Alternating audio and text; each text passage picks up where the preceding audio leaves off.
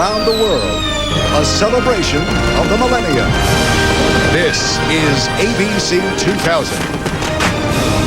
With Peter Jennings at ABC 2000 headquarters in Times Square, Barbara Walters in Paris, Diane Sawyer in New York, Charles Gibson in London, Cokie Roberts in Rome, Elizabeth Vargas in Sydney, Connie Chung in Las Vegas, Deborah Roberts in Orlando, Jack Ford in Times Square, Carol Simpson in Chicago, and Sam Donaldson at the Y2K Command Center in Washington. With our correspondents spanning the globe in Shanghai, Bombay, Bethlehem, Moscow, Havana, Rio de Janeiro, and across the U.S., reports from Miami, New Orleans, Tucson, Los Angeles, San Francisco. And in New York, Dick Clark counting down to the new year in Times Square. Special Millennium performances by Billy Joel, Elton John, Enrique Iglesias, Faith Hill, NSYNC, Fish, The Bee Gees, Aerosmith, Blondie, Bonnie Raitt, Neil Diamond, Harry Connick Jr., Kenny G, Ray Charles, The Eagles, Barry Manilow, David Blaine, and Barbra Streisand.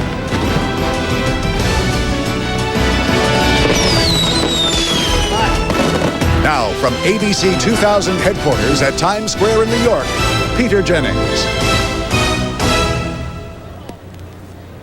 Good morning and welcome to the very edge of the 21st century. Good morning, you hearty souls, I should say. It's a little before 5 a.m. here in Times Square. Earlier you are. We begin, as you can imagine, with a tremendous sense of awe from our studio overlooking Times Square here. Awe at what is behind us as well as what is ahead of us. So for the next 24 hours, we're going to try to share this extraordinary occasion with much of the rest of the world. And we're going to begin this morning in just a second by going to Tonga and to Kiribati out in the Pacific, where the first midnight of the 21st century has actually come to be in just seconds. But we're going to start with some news, because just a short while ago in Russia, Boris Yeltsin, the president, said he had decided he was going to resign earlier than he had intended. So we're going to go straight to Moscow as our first port of call, and ABC's Morton Dean. Morton, what's been going on? Well, a lot has been going on, Peter. Boris Yeltsin stole the headline right out of the old and new millennium. In a surprise this morning in a taped address to the country, he said he had signed papers transferring power to his chosen successor, Vladimir Putin, the prime minister. And Mr. Yeltsin is stepping down. Putin will become acting president for 3 months. And then national elections have been scheduled by Mr. Yeltsin and his chosen successor for March the 26th. Quite a story. Was there any details about him? Did he look unusual? Did it look like it had been planned? Did it look spontaneous? Well, it obviously had been planned for a while, but the news did not leak out here or obviously anywhere else. Putin is not widely known in this country nor around the world. Of course, he was a member of the KGB for many years and was head of the KGB's principal successor agency, the FSB, for a while. And he's only been prime minister for 4.5 months, and we're told that both Yeltsin and Putin are behind me in one of the buildings there in the Kremlin, meeting even as we speak, Peter. And let me just see if I can get it absolutely straight. This is a resignation, or this is him saying he intends to resign earlier than he'd planned? Well, he says he's out of power as of today. It's a resignation. Okay, thanks very much, Mort. We'll come back to you as the day goes on. Of course, Russian law actually requires presidential elections within 90 days of a resignation, so that country's going to be on the edge of turmoil for some considerable period of time, further on the edge of turmoil. We have on the phone with us Michael McFall from the Carnegie Endowment of International Peace, who watches Russia very closely. Professor McFall, what do you think of what you hear this morning? Well, it's stunning, of course. Very true to form for Boris Yeltsin, of course, to steal the headlines on the millennium. I think it's not surprising, though, if you think about the politics behind it. His prime minister, Mr. Putin, right now has a 70% approval rating. 55% of the population have said they'd vote for him on a first round. And Yeltsin calculated it's better to go for it now than to wait 6 months when those ratings might fall. Okay, thank you very much. We'll talk to you, I hope, a little later throughout the day. Michael McFall from the Carnegie Endowment. Just a couple of other headlines before we get right down to Millennium News. India says it has reached an agreement to bring that hijacking in southern Afghanistan to an end. That jetliner is still on the ground at Kandahar, but the hijackers have reportedly agreed to release their 156 hostages in exchange for 3 Muslim militants who are in Indian custody. So everybody's holding their breath on the subcontinent this morning, and we'll be at India later in the day, where they too will celebrate the millennium. But let us now go and have a look at Kiribati in the Pacific, the closest island this morning to the international date line, the first. And on your left you see Tonga, 2/3 of the way from Hawaii to New Zealand. They too are in this first zone. This is sometimes regarded as the most Christian nation in the world. So the Alleluia chorus will sound familiar.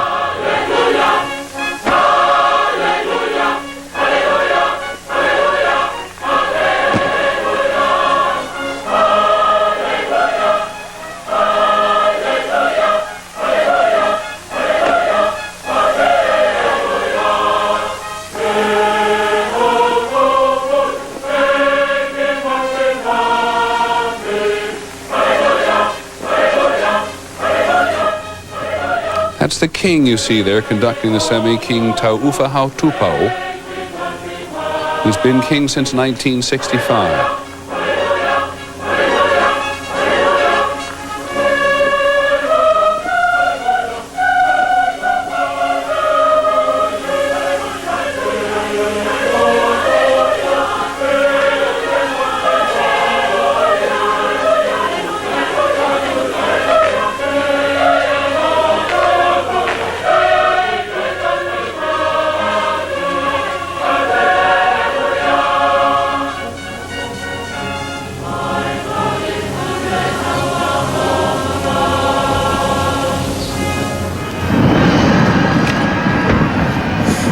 And those fireworks are in Sydney Harbour, Australia, beneath the Sydney Harbour Bridge, as Australia gets ready to celebrate the new millennium.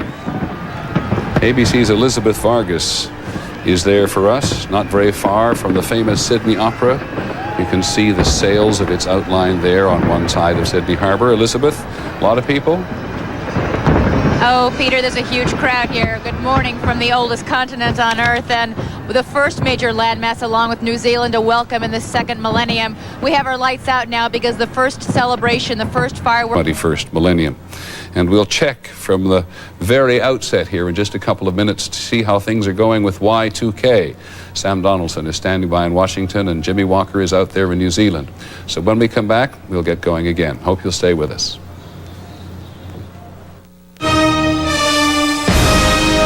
This is ABC 2000, the celebration of the millennium.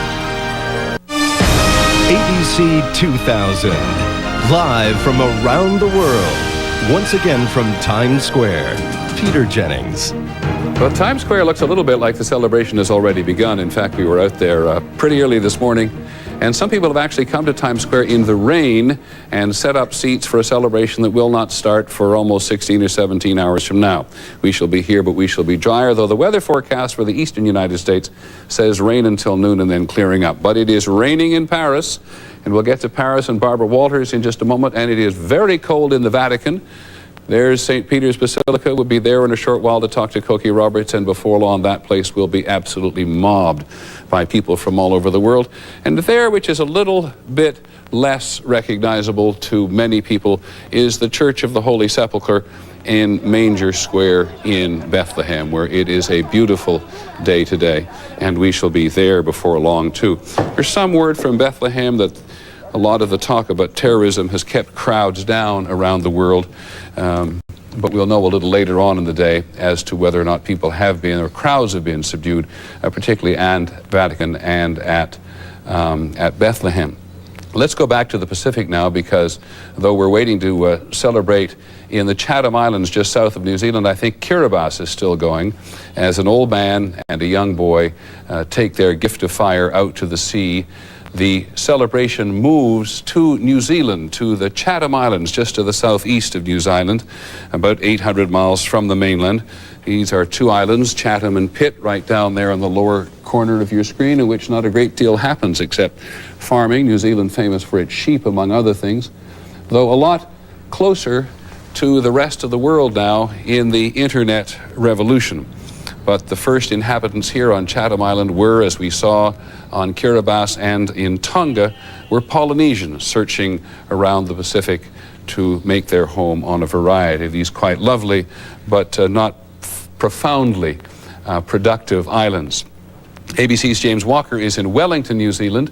And New Zealand, I guess you'd have to say today, is the canary in the coal mine, actually as one Australian or New Zealand paper put it, because it is there where the world is going to watch first for the Y2K developments. Jim, are you there this morning, James?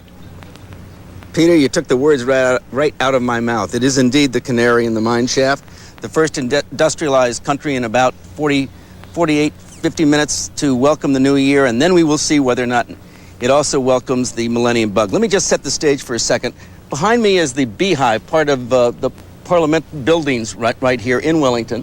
It is the home of the Prime Minister and other members of her government.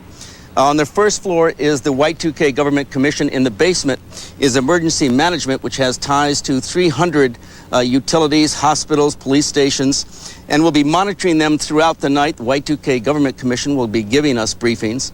The government officials here are very confident. They say that the key sectors they believe will work: water, utilities, telephones. But when it comes to Y2K, there are no guarantees. As you know, Peter, information technology statistics indicate that 14% of all computer code that has been fixed still has the Y2K bug in it. So there are no bets. We won't really know until we get there. Okay, James, we'll come back to you very shortly too, because as you said, it's the canary in the mine. It's a guinea pig for many American companies, particularly who do business in New Zealand and throughout the Pacific. But while we're waiting for the Chatham Islands to enable us to share in their ceremony, I want to just walk around Europe very quickly. Cokie Roberts is in Vatican City, looking a little less cold, Cokie, than you did a little while ago, but it is cold in Rome today. Well, it's very cold in Rome, and a lot of these pilgrims who are here from all over the world are a little surprised at that. But they are here from all over the world, Peter, and behind me now, it's 11 o'clock in the morning here, and behind me there are hundreds of people lining up to get in through the Holy Door at St. Peter's. The Millennium really began here on December 24th when the Pope started the Jubilee year, the Great Jubilee. They happen every 25 years, but he's deemed this one great because it is the 2000 year. And he opened the Holy Door midnight mass on Christmas Eve, and people have been lining up to go through it ever since, and they're already here by the hundreds this morning. Thanks, Cokie. We'll make contact later. We have made contact with the Chatham Islands, so let's listen to their celebration. They're about a minute from midnight.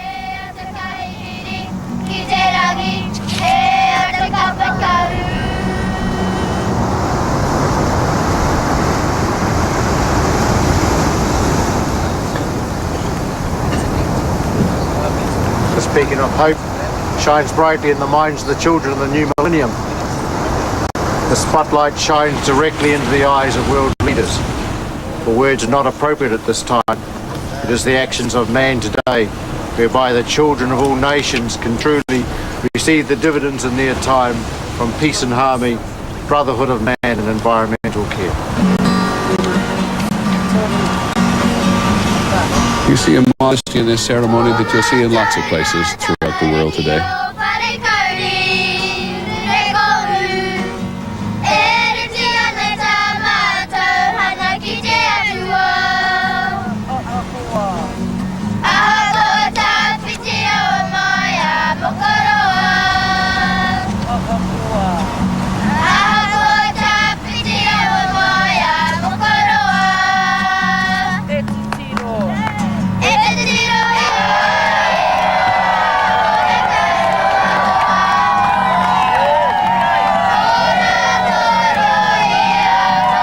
So they've had their first midnight in the Chatham Islands.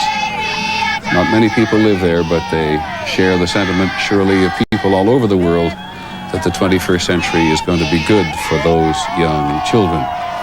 39 time zones there are in the world. We've now been through 2 of them. One happened to be on the quarter hour, but to the local people there, it's midnight, and that's what matters. And our Millennium Coverage will continue.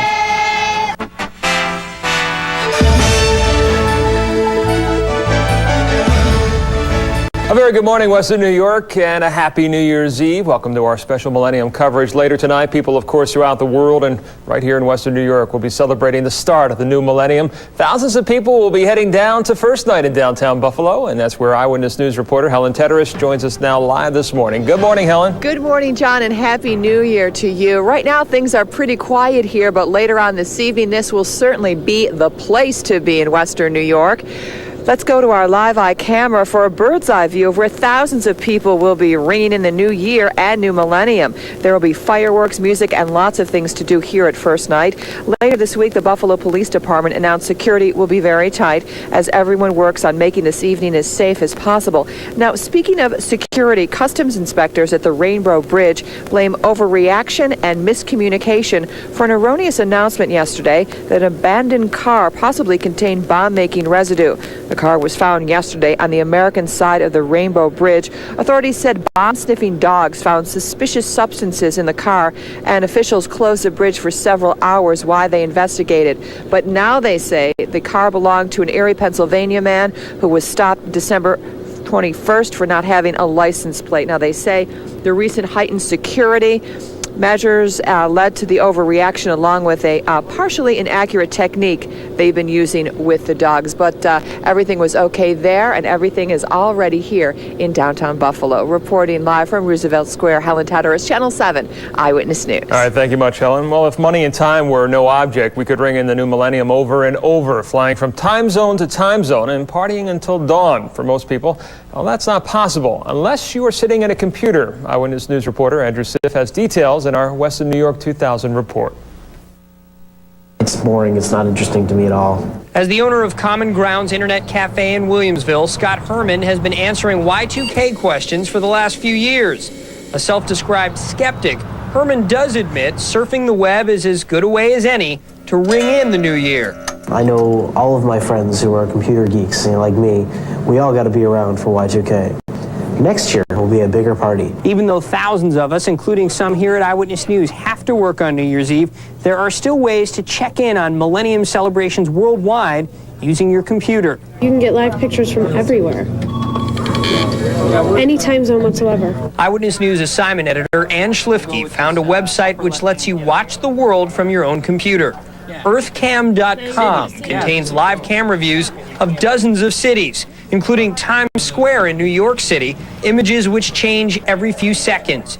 You can also take a look at Sydney, Australia, one of the first places in the world which will see Y2K. 9 a.m. here is midnight in Sydney, Australia. Scott Herman found dozens of other Millennium websites, some with information on New Year's parties, others with special effects for the occasion. You can search for your own sites by typing in the words Y2K Party under a web browser like Yahoo. In theory, you'd be able to see problems happening in other places without leaving your seat. But Herman says he doubts glitches that do pop up will disrupt the lives of Western New Yorkers. Will they be devastating things to us? No. Will they be life-threatening to us? No. Of course, Herman says you can see the same images by watching TV. In Buffalo, Andrew Siff, Channel 7 Eyewitness News. And as you know, you have the best seat in the house right now. Well, many of you have plans that will take you outside tonight for First Night or maybe out on the road. And it looks like at this point, the weather will be cooperating. Take a look at our forecast for today. We're looking at a mixture of clouds and sun, possible sprinkle or flurry, getting up to a high of around 36 degrees. For tonight, wind's going to pick up, but it's not going to be too bad outside. Looking at an overnight low of 22 degrees with a possible flurry in there for good measure. And picking up the 7-day forecast on Sunday, things are looking milder as we get up to a high of 50 degrees on Sunday. And Monday, start the work week. We're going to start off with a high of 40. Temperatures dropping from there. Mixture of clouds and sun on Tuesday, high of 34. Seasonable as we head into the rest of the week. 32 on Wednesday, 38 on Thursday, and warming up a bit with a high of 40 on Friday. That is it for this special edition of Eyewitness News this morning. We'll see you back here again in a couple of minutes. Right now, it's back to ABC's special Millennium Coverage. Boris Yeltsin has resigned as president of Russia. That means, technically speaking, there should be an election in Russia within 90 days. And it looks very much like India and the hijackers of that Indian Airlines Airbus have reached an agreement, and that there's going to be an exchange of passengers for 3 either militants in favor of an independent Kashmir, we think that's what it is, and the passengers are going to be exchanged before the day is over. So we get a great shock at the beginning of the 21st century with Boris Yeltsin announcing that he's going to step down and make way for the man who's currently Prime Minister Putin, who has very much on edge and everybody else. And the good news which comes out of southern Afghanistan, that horrible siege for the people on that plane may, within hours, be over.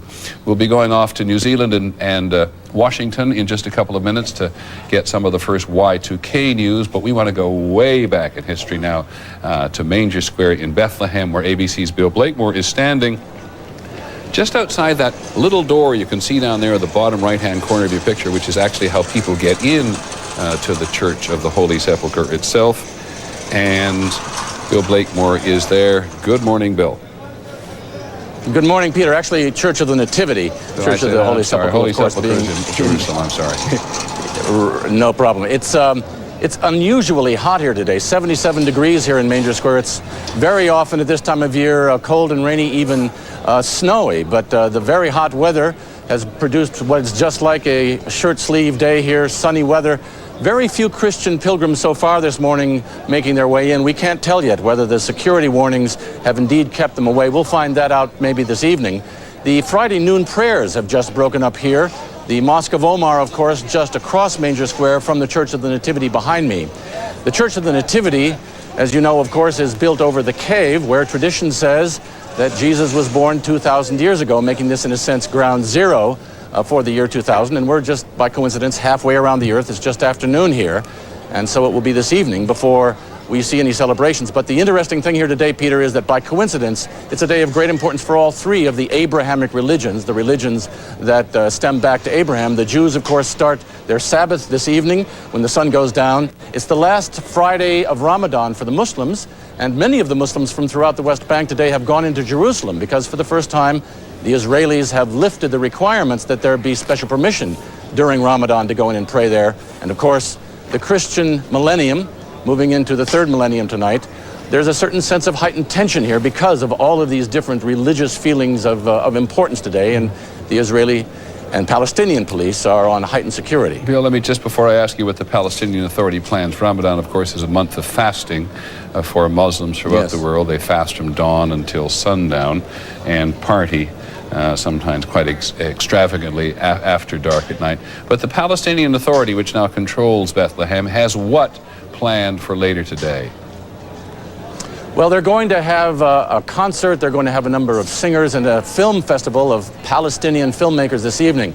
As midnight approaches, there's going to be a special lighting of candles here in the square, and then the releasing of 2,000 doves, a symbol of peace. Most apt here, of course, because it is hoped by many here that the year 2000 will be a year of considerable peacemaking, since the Israelis are now talking with the Syrians starting on Monday about what is going to happen between those 2 countries, including possibly the disposition of the Golan Heights. And the Israelis are still talking with the Palestinians and say that they hope by September to have Palestinian-Israeli peace established as well. But there are mixed feelings on all sides here. Something has to be given up by everybody. So, as usual in the Middle East, and especially here at the crossroads of 3 continents with 3 religions mixing it up together on a day like this, there's a variety of feelings and expectations and hopes. Thanks very much, Bill. We'll talk to you later in the day. One piece of news related to the Russian news in Moscow this morning. The Russians have just announced that the acting president, Vladimir Putin, is going to be going to Bethlehem and to Jerusalem next week, replacing Mr. Yeltsin. When I was talking to Bill Blakemore earlier on, he said that was one of the first things they had asked because Mr. Yeltsin had indeed planned to come. But with that news in Moscow today, Vladimir Putin gets a tremendous tremendous, tremendous boost. They've just had an election in Russia, and many of the parties in the Russian parliament, which were supported by the Kremlin or supported by the Kremlin, it was something of a mean and nasty election. Much meaner and much nastier than we are accustomed to in the United States. But the pro-Kremlin parties and the pro-Yeltsin parties, the pro-Putin parties, the new prime minister, now very much likely to be the next president of Russia, have all done fairly well. Mr. Putin will be going to the Holy Land, and we will continue our Millennium coverage in just a minute. Stay with ABC and the world as the new millennium arrives down under. Still ahead, Australia's pre-party direct from the Sydney Opera House handles Messiah from New Zealand. Plus, the latest on what's really happening with Y2K. And that's just this morning. ABC 2000, 24 incredible hours continues.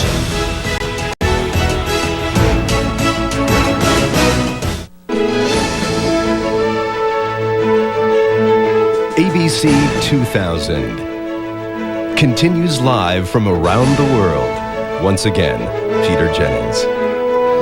Well, it's 5:30 in the morning in New York City. It's 5:30 in the evening in Bangkok. It's 7:40 in the evening in Tokyo. In the Pacific, they're going to have their midnights before we are. There were a lot of people talking about buzz on this particular occasion. Where was the buzz?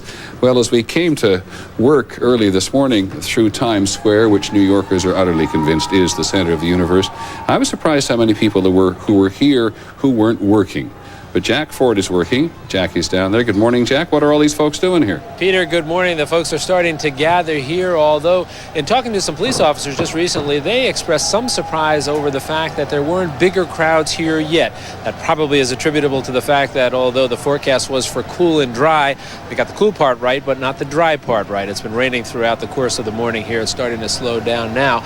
You can see behind me that there are a significant police presence here. Crowds are starting to gather. The police haven't yet begun shepherding the crowds into the spectator areas, the so-called pens that they've set up here. They indicated again in a conversation that there's no real timetable for that. They'll just do it by feel when they look like the crowd's beginning to gather and it makes sense to get them into those areas. So the rain is keeping people away. Right now, the rain is starting to let up a little bit, and they're expecting, as you've said before, perhaps as many as 2 million people out here. The dropping of the ball is some 18 hours away, but the crowds are starting to gather, Peter. We will have a chance, by the way, on television this morning to see the ball go up in about an hour and a half from now. And Jack, if I'm not mistaken, having seen the weather forecast quite late last night, this is going to be a dry and cool day before we're finished. Hopefully we'll get the dry part right soon, Peter. As I said, it's just starting to let up a little bit now. As you mentioned, the ball is going to be up there at about 7 o'clock or so Eastern time. We'll be chatting with some folks out here, also talking with the designer of the ball from Waterford Crystal. So the festivities will be getting started. And very briefly, New York City has a whole panoply of events itself. When are they going to start, you know? Peter, they're supposed to get started officially at 6:30 this morning, and there's an hourly event. It includes things such as street fair, theater, dancers, a great deal of events taking place throughout the course of the day. Thanks very much. Jack on the street, nice to talk to you. Stay dry if you can. When we come back, the 21st century is about to begin in New Zealand. Right after local news in many cities, stay tuned with our Millennium coverage. ABC 2000, live from around the world, will continue in a moment.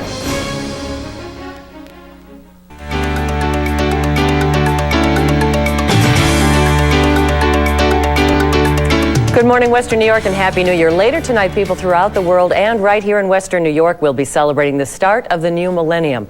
Thousands of people will be heading down to First Night in downtown Buffalo. Security will be tight, but police say there is nothing to worry about. Now, many of you have plans that will take you outside tonight to First Night, or maybe out on the road, and it looks like at this point the weather will be cooperating. Let's look at the forecast. The high today will be 36 degrees, clouds and some sun. We could see a sprinkle or a flurry.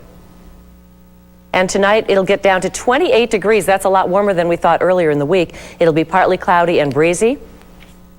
And the 7-day forecast is looking good as well. Saturday, the high will be 44 degrees. Sunday, it'll get all the way up to 50. Now, Monday, we could have some showers and 40 degrees. Tuesday, 34 degrees. Wednesday, 32. And then a little bit of warm up towards the end of the week. Thursday will be 38, and Friday will be 40 and partly cloudy. The new millennium will mean more to some religions than to others, but even if one group doesn't find significance in the year 2000, they all have something in common. Eyewitness News reporter Roxanne Evanina explains in our Western New York 2000 report. Karl Marx referred to religion as the opium of the people, but the world's 2 billion Christians who are getting ready for the ultimate religious anniversary say religion is the soul of civilization. A local Baptist pastor sees it this way. We all have different roadmaps. Yours might be the Quran, mine might be the Bible, someone else's might be the Torah, and we might have a different way to get there, but I think we're all trying to get to the destination, that final end trip spot, which is God. That final end trip. It's those words many Christians associate with the millennium. Webster's dictionary even defines millennium as a 1,000-year period of holiness during which Christ is to rule on earth, or the second coming. Both Reverend Pridgeon, a Baptist, and Monsignor Lee, a Catholic, agree on one thing. No God-fearing Christian should look at this momentous occasion as the beginning of the end. Jesus tells us not to be concerned about the day nor the hour, but rather to be concerned about treating one another with kindness. So we are not afraid that the Y2K or the year 2000 and beyond is all of a sudden going to bring back our God to this earth. According to the secular calendar, Christians around the world are celebrating the 2000th anniversary of the birth of Jesus Christ. But not all religions follow the secular calendar. Jews, for example, rely on the lunar calendar. For them, this year is no different than any other. We are excited for our Christian brethren who look to this year as a momentous occasion, and we celebrate in that excitement with them. But that's about as far as we're able to go. Religiously for Jews, the year is 5760. Likewise, Muslims, Hindus, and Buddhists do not celebrate at this time. For Catholics, though, this year marks a Jubilee year. It comes every 50 years. The whole point of the Jubilee year is to remember that what we have does not belong to us, it belongs to the Lord. And during a Jubilee year, we are to return it to the Lord, and you return it to the Lord by giving it to God's poor. The year 2000, the millennium, and religious celebration. Many different religions, and yet all agree. This is the time to make the change and build a better world. In Buffalo, Roxanne Evanina, Channel 7, Eyewitness News. And now we return to ABC's special Millennium Coverage.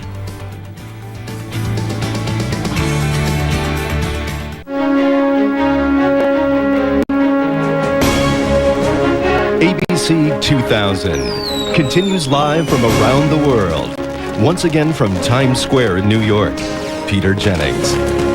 Good morning, everybody, or good morning again. Welcome back to our live coverage of the century change. In a moment, we're going to go to New Zealand, where the first industrial country in the world will enter the 21st century, and we'll get our first taste of what Y2K is doing, if anything, to the technological base there. But before that, we want to check in on London, where ABC's Charlie Gibson is standing by, and who's usually up at this time of day in this city.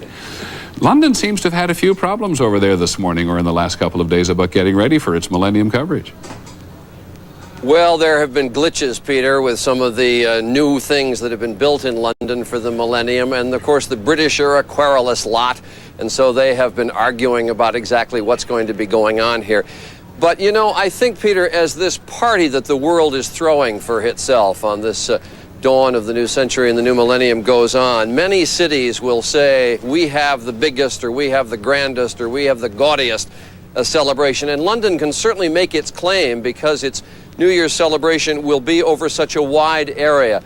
Peter, up and down 4 miles of the Thames, they're going to be celebrating with a giant fireworks show that I'll tell you about. But of course, this is also probably the most international city of the world. And so there is such great concern that perhaps a party crasher will commit some untoward act. And security is very tight. As you look around the city this morning, traffic has been shut down almost everywhere. Indeed, the City of London will be pretty much restricted to pedestrian traffic through this New Year's Eve.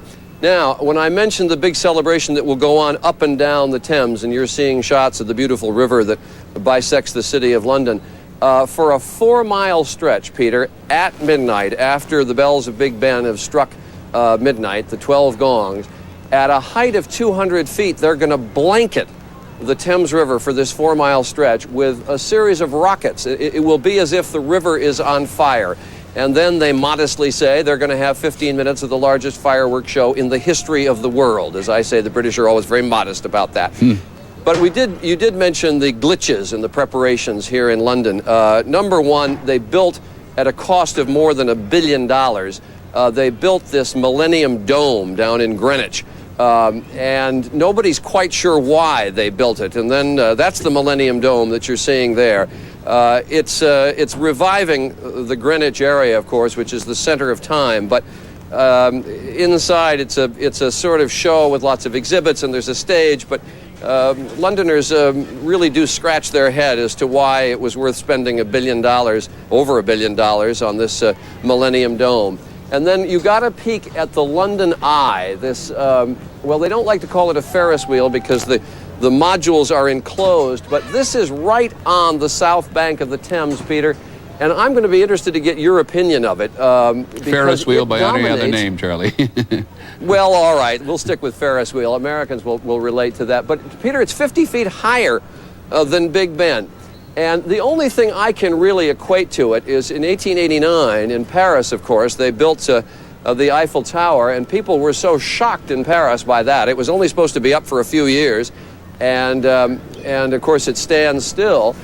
This is only supposed to be up for 5 years here in London, but it is really a rather majestic thing. Now, of course, people are supposed to start riding in it tonight. Well, it doesn't work right, Peter. One of the modules doesn't rotate properly, and so they're not going to be able to open it for 3 weeks or so, but it is up here, and to some Londoners it is an eyesore, to some it is a thing of beauty. I will let you be the judge. This is your old city. You give me your verdict. Well, I was going to say to you that I wonder how Mr. Ferris would feel, who designed the first wheel for the Chicago Exposition, because you have a fabulous one there, and they've got a whole collection of them up and down the Champs-Élysées in Paris, which we can see at the moment too. I think there are 12 designed on the Champs-Élysées, and each one of them different. But this is George Ferris's wheel for the Chicago World Fair, and I must tell you, Charlie, as modern as yours looks, it does indeed look like George Ferris's wheel in some shape or form. And there's a glimpse of one of them in the distance in Paris as well this morning. Charlie, you said very briefly there that London would claim being the center of things, being such an interesting place, but also you want to take a quick whack at you claim it because you are the center of time. Sure. Just east of here on the Thames River is Greenwich, which is at 0 degrees longitude, and it is the center of time. It is where the official measurement of time is taken for the world. Indeed, all of these midnight celebrations are really keyed to the official clocks, which are in Greenwich. Okay. Well, it's great to talk to you, and we will talk to you a lot throughout the day. There's Big Ben. Clearly, I think surely the most famous clock in the world, and we'll be talking all about clocks and times, the importance of time and the relevance of time before the day is over. But let us now go out to New Zealand, because there in New Zealand they are about to be the first industrial country to become the center of time. Elizabeth Vargas is in the Pacific for us. Elizabeth, can you give us a handle first on what's happening in New Zealand? Well, they've got a huge celebration planned in Auckland, Peter, with a record amount of fireworks that they're shooting up into the air. Auckland, of course, is known as the city of sails. There are more sailboats per capita, so they have a lot of people planning to be out on the water. As well, a lot of fireworks launched from barges. And in fact, from a small island off the coast of, just right off the coast of Auckland called Rangitoto, which interestingly enough is ABC 2000, the celebration of the millennium. Our way across the world. Just a couple of news items. A little after 6 o'clock Eastern time. The Russian President Boris Yeltsin surprised everybody this morning by resigning as president. He has chosen as his successor Vladimir Putin, going to be the acting president now. In fact, a Russian news agency reports that Mr. Yeltsin has already handed over the so-called nuclear briefcase to Mr. Putin. Mr. Yeltsin, who's 68, as you know, has been in poor health for this year. And earlier today, I think he said something. It was Russia should enter the next century with new faces, though he is going to travel. We said earlier that Mr. Putin would go in his place to Bethlehem in a couple of weeks' time, but in fact, Mr. Yeltsin himself is going to go through there. And the good news of this morning, the particularly good news for people who've watched the hostage situation for several days, India has now agreed that it will come to an end, and they will turn over 3 prisoners having to do with Kashmiri independence. We'll talk about Kashmir's independence later in the day, in exchange for those 155 hostages who've had 6 days of horrendous conditions on board the plane, most of them on an airport in southern Afghanistan. And the Indians will give up these 3 prisoners in return for the 55 people who have been on the plane. Now, we've touched our first industrial country of the world, and whether or not you're easy about it or slightly hyped about it or slightly nervous about it, one of the big stories about the beginning of the new century is indeed the Y2K millennium bug. The world has been familiar with it for more than a year, and much of the world, though not all of the world, as you're going to hear, has worked vigorously to make sure it did not disrupt the technology of life with which we are all now so familiar. So let's go first to New Zealand, to Wellington, New Zealand, on the southern part of the North Island, to ABC's Jimmy Walker, who is there just outside the New Zealand Parliament at a place called the National Incident Monitoring Centre, looking to see what, if any, Y2K problems, James, there are at this time of day. Peter, first I've got to say Happy New Year. Happy New Year to you, too. That's right. You're the first among us. And second, let there be light, and there is light behind us. The electricity, at least here in Wellington, we've had no reports about any problems anywhere else in the country, is A-OK. Now, we were told that the analog cell phone service is overloaded. But that happens, as we all know, on Mother's Day and on Easter and Christmas, and everybody was asked please not to pick up those phones all at once at 12:01. They did. And they did, and right now it's overloaded. I can also show this to you. This is a receipt from the National Bank here in Wellington. This is an ATM receipt for, let me think, it's dated 1100, and the time on it is 3 seconds into the new year. Peter? Well, Jimmy, you were always one for collecting souvenirs, so I trust you'll bring that home with you. And a Happy New Year to you. But tell it, New Zealand is important to a lot of companies in the United States who are watching you carefully. Why are they watching New Zealand? Well, there are dozens of companies. There's EDS and United Airlines and FedEx and Merrill Lynch and Citibank, Hewlett-Packard, all have offices here. Because they've got offices here, they are tied through common computers to the United States. And of course, they're very concerned that a glitch that could pop up here could translate, because everybody's exchanging data, for instance, back to the United States. Now, by paying close attention here, they could have an 18, 16, 15-hour lead should a problem develop. The big problem with this bug is to isolate it, to identify it, to try and stop it. And as I mentioned to you a little bit earlier, it's really tough because you can test and test and test, and still that bug can be there. For instance, if you test a computer code and you then change the function for some reason, change the performance, you can introduce the bug all over again. Jimmy, let me ask you this. New Zealand, as I said, has taken this pretty seriously, but there are parts of Asia which are not as Y2K compliant as New Zealand is, one of which is China. Are they really worried in China? Yes, they are worried in China, and they've got a couple of reasons. One, China started late. Also, there's a problem there involving pirated software.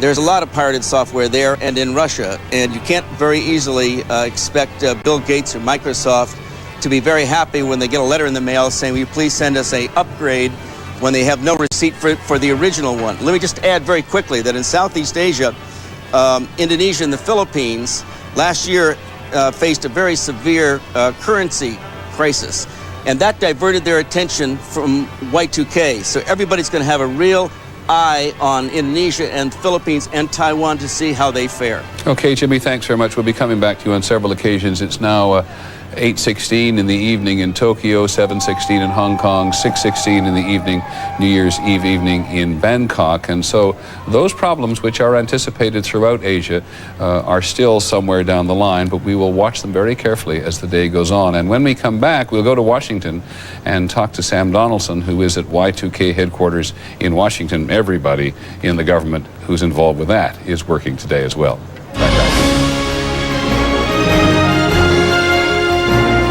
ABC 2000, the celebration of the millennium, live from around the world, will continue in just a moment.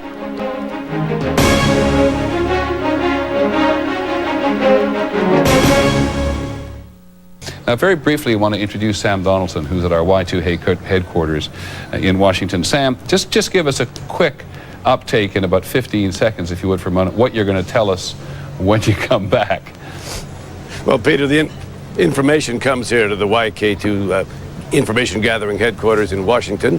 Government and business people are here to monitor it from around the world. They're looking at countries that say we're not ready.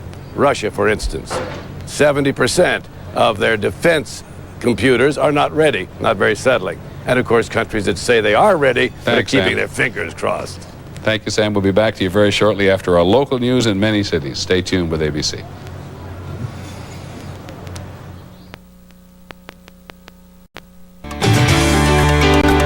Very good morning, Western New York, and welcome to our special Millennium coverage, of course, later tonight. People throughout the world and right here in Western New York will be celebrating the start of the new millennium. Thousands of people will be heading down to First Night in downtown Buffalo, and that is where Eyewitness News reporter Helen Tedderus is right now. Good morning, Helen. Good morning, John, and Happy New Year. One of the best parts of the New Year celebration is happening right here in downtown Buffalo. It's the annual 97 Rock Ball Drop. Let's go to our live eye camera, and you can see where it happens every year. That's the NIMO building, and it's beautifully lit right now at this hour. Now, Larry Norton has been doing the ball drop for 97 Rock since it started, and it is getting better and better and better every year. Any insights on what's going to happen for the big one? Yeah, this year it's pretty special because the fireworks will be bigger than ever, and the ball is brand new. It's bigger and brighter. It's got more lights and more power than New York City, so it's going to be just awesome. The ball looks fantastic, and we have a great band plays every year, the Party Squad, and huge fireworks are going to be extra special, all synchronized to music, so we hope everybody comes on out. It's absolutely free. You know, Larry, it's so wonderful, and I was there for the first one, and as I mentioned, it's just getting better and better every year. Does it amaze you how many people show up every year? It just gets bigger. Right, and what's amazing is how, like, at 11 o'clock, there's no one here. People all come out of the buildings, where their parties are, or first night activities, or at the hotels. By 11:30, it's jammed. And then about 12:15, everybody's gone again. They all scurry in and scurry out, but it's a great, great thing. And like I said, it's kind of 97 Rock's gift to the city, and it's free, and we sponsor it. And Independent Health is our co-sponsor this year, and Channel 7, so we're really looking forward to it. Any problems with the weather this year? It's going to be probably mild. No, in fact, I was just seeing that. It's supposed to be pretty nice, mid-30s, no snow or rain, so it should be all right. Dress warm, but I'm sure everybody will stay warm with the nice crowd, and it'll be safe and fun and a great way to ring in the new year in the year 2000. Thanks so much, Larry Norton from 97 Rock. Happy New Year to you, too. Something to look forward to if you can stay up, and John, it's hard for us to stay up that late. Come out here. It's a lot of fun for everyone. Reporting live from downtown Buffalo, Helen Tedderus, Channel 7 Eyewitness News. All right, thank you much, Helen. An early morning accident on Buffalo's east side. It looks a lot worse than it was. Police tell us the drivers were able to walk away from this one. Apparently, the station wagon and the taxi collided. The wagon flipped on top of the taxi, and both cars slammed into a red parked car. It happened at the corner of Humboldt Parkway in East Delavan around 2 this morning. Well, let's see if there's any other traffic problems out there. Dave Cash of the NFTA is standing by. Good morning, Dave. Good morning, John. Actually, no problems whatsoever. Roads are in fine shape this morning. No accidents, and as you can see, hardly any cars on the road at all. A couple of lights you'll see there on the inbound 33 with Skycam 7. Now, later today and throughout the evening, you can expect extremely heavy volume across the international bridges, not only the Peace Bridge, but also the Lewiston-Queenston Bridge, the Whirlpool, and Rainbow Bridge. And the Thruway will be very busy, so, all 27 toll plazas along the New York State Thruway from 11 this evening till 7 tomorrow morning offer complimentary coffee and tea to make sure you're alert if you are driving on the roads. Metro Bus and Rail operate regular schedule for today. And then at 8 o'clock this evening, trains start running every 20 minutes from Auditorium Auditorium Station to South Campus and back. The last outbound train will leave Auditorium Station at 2 a.m. And from 8 p.m. till the conclusion of the Bare Naked Ladies concert at the arena, Metro Rail runs to and from the special event station at Marine Midland Arena. And then tomorrow, Metro Bus and Rail are on a Sunday schedule. I'm Dave Cash with your NFTA traffic and transit update for Channel 7 Eyewitness News. Thank you much, sir. In the event that you are heading outside tonight, it looks like the weather's going to be cooperating. Taking a look at our forecast for today, we're looking at a mixture of clouds and sun. Get up to a high of around 36, stray sprinkle or flurry mixed in there. For tonight, not too bad temperature-wise, low of 28 degrees. We'll see you back here again at 6:45. Now back to ABC's Millennium Coverage. ABC 2000 continues live from around the world. Once again from Times Square in New York, Peter Jennings. Good morning, everybody. Good afternoon, good evening, wherever you are. We're going to sit here for a few minutes and we're going to watch the Pacific because the 21st century has already arrived in parts of the Pacific. So let's go first to Perth in Australia, where they are playing down the sun.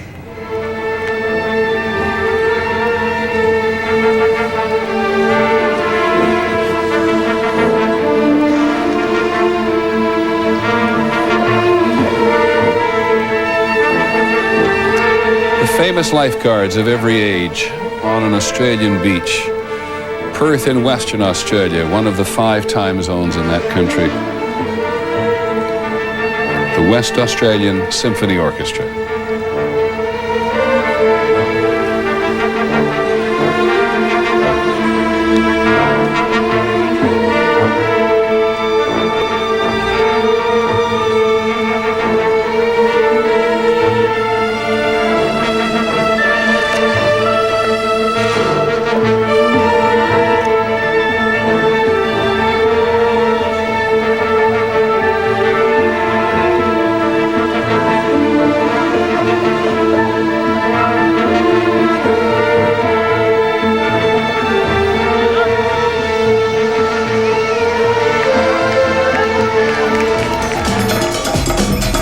Now to Sydney, Australia, its great modern city in New South Wales, where Elizabeth Vargas is sitting with us watching these extraordinary dancers on the outside walls of the Sydney Opera House. Peter, it is extraordinary. We have 6 dancers on top of the Opera House, in addition to a violinist on the very top. And just to give you a little perspective, the sails, the very top of those sails of the Opera House are 220 feet high. This is not for the faint of heart. I'm having a little vertigo just looking up at these guys. They are, of course, harnessed in, but this is quite an event. And in the distance, I don't know if you can see this, Peter, from your perspective. Oh, we just lost the shot. But we also have in the harbor, over my shoulder, just behind the Opera House, a parade of marine sails. You can see it right there in the corner of your screen. Each one signifies different creatures from Sydney's harbor, like a sea dragon, a bottlenose dolphin, bannerfish, and seahorses. So it's quite a colorful celebration already underway. All of it happening in one of the most important ports in the South Pacific, Sydney, the capital of New South Wales, the largest city in Australia. Let's listen. It is indeed. Although, Peter, we should tell you that already it's not midnight yet, but we've already had a little bit of it. The celebration has been marred slightly by some scuffles that have erupted in the crowd. We have a record crowd of more than 1 million people have been gathered here, many of them since last night. And there was a bit of controversy because they have divided the harbor off using barricades. Announced they would do that a few days ago. That was a bit controversial, and sure enough, some folks a while ago began to push and storm through some of those barricades. Police came in and made some arrests. We don't think there have been any injuries of any sort, but there were some scuffles and police did have to take some action. Well, this is quite an extraordinary city. It was not always thus. Australia, a penal colony for the first Western settlers. And here the great Sydney Harbour Bridge, which people climb on weekends, rather like rock climbers in other parts of the world. They do. It's one of the only bridges, Peter, where they can do that. The nickname for the bridge is the coat hanger, incidentally, because there's so much steel involved in it. It is, in fact, made of 53,000 tons of steel. It takes, get this, 10 years and 8,000 gallons to repaint it. Right there, you're seeing right now some of those marine floats that we're talking to you about. They're each one 3 stories high. There are 18 of them in total, and they're each sailing from Darling Harbor past Sydney Harbor right now. And Peter, you were mentioning a moment ago about the fact that Sydney and Australia started as a colony of convicts, British convicts, and Australia is really looking forward to celebrating this new millennium because they feel they're really taking their place on the world stage and overcoming what has been known as something as called a cultural cringe in the last few decades. A lot of Australians felt a little embarrassed in years past about the fact that they were founded as a penal colony, and they're now looking forward to taking their rightful place on the world stage. Thank you very much, Elizabeth. The harbour in Sydney, Australia. Our coverage will continue in just a moment.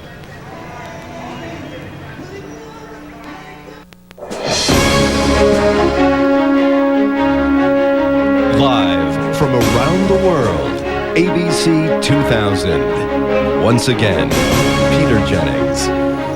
It's a wonderful dramatic shot of New York Harbor, the Statue of Liberty, at just 20 minutes to 7 Eastern Time. But it's a little bit of a reminder of Australia, too, where we've just gone across 5 time zones in a couple of minutes because, as Elizabeth Vargas was saying, Australia was originally a penal colony. It had a very deeply embedded indigenous colony which suffered for many years under the whites, the Aborigines. But in the last 10 years, maybe the last 20 years, has become much more conscious that it's had to be a part of Asia, and so has become a much more open society in many ways to other cultures from around the world. But now, having gone across those 5 time zones in Australia, in Sydney, Australia, where they're 11 hours away from New Zealand, 11 hours away from England. Greenwich, just south of London, as Charlie was telling us earlier, is ground zero for time on zero meridian. Let's go there now to hear the wonderful singer Annie Lennox with the Eurythmics, among other things, singing that great hymn, Jerusalem.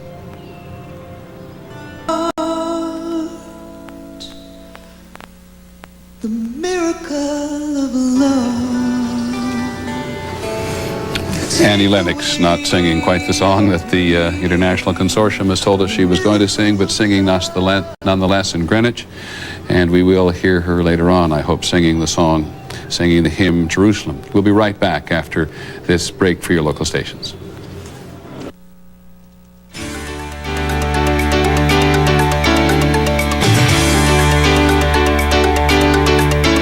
Good morning, Western New York, and welcome to our special Millennium coverage. You've been watching people throughout the world celebrate the new year on ABC, and here in Western New York, revelers are gearing up to do the very same thing. Thousands of people will be heading down to first night in downtown Buffalo, and that's where we find Eyewitness News reporter Helen Tedros right now. Happy New Year, Helen. She's not there? We'll talk to Helen hopefully in just a couple of minutes. First of all, let's go to Dave Cash with the NFTA, and he's got a look at our traffic for us. Good morning, Kathleen. Well, as you might well imagine, very few folks working this morning other than us. There are a few cars on the road, as you can see with Skycam 7, looking at the inbound 33, but I'm certain that throughout the morning rush hour, if you will, there won't be anything to slow you down on the major routes. We are accident-free right now. There are no disabled vehicles to tell you about, and the roads are in great shape. Now, a little later today, we'll expect, just like yesterday, very heavy traffic across all the international bridges, not only the Peace Bridge, but the other ones in the Niagara region as well. So just be prepared for some lengthy delays there and some increased traffic volume, very heavy on the main line thruway from 11 o'clock tonight until 7 o'clock tomorrow morning. They will be offering complimentary coffee and tea at all 27 toll plazas along the stretch of the New York State Thruway to keep you alert as you head out and drive. Remember not to drink and drive and to buckle up. I'm Dave Cash with your NFTA Traffic and Transit Update for Channel 7 Eyewitness News. Okay, thanks, Dave. There was an early morning accident on Buffalo's east side. Now, it looks a lot worse than it was. Police tell us the drivers walked away from this accident. Apparently, the station wagon and the taxi collided. The wagon flipped on top of the taxi, and both cars slammed into the red parked car. It happened at the corner of Humboldt Parkway and East Delavan at about 2 o'clock this morning. let's check your forecast to see what weather you can expect today on New Year's Eve. It looks like it's going to be a nice day. The high will be 36 today. Clouds and sun. There is a chance for a sprinkle or a flurry. Now, tonight we're looking at some partly cloudy and breezy weather. The low only 28. That's a lot nicer than we were looking at earlier this week. Wind southwest 15 to 20. And tomorrow, it's looking pretty good. 44 degrees for New Year's Day, 2000. Sunday, the high will be 50. But then we're going to cool off a little bit on Monday, 40 degrees. Tuesday, 34 degrees. Wednesday, 32. Thursday, 38. And Friday, the high will be 40. So we've got a pretty nice week coming up, mild weather. And now we will return to ABC's special Millennium coverage. Now, from ABC 2000 headquarters at Times Square in New York, Peter Jennings.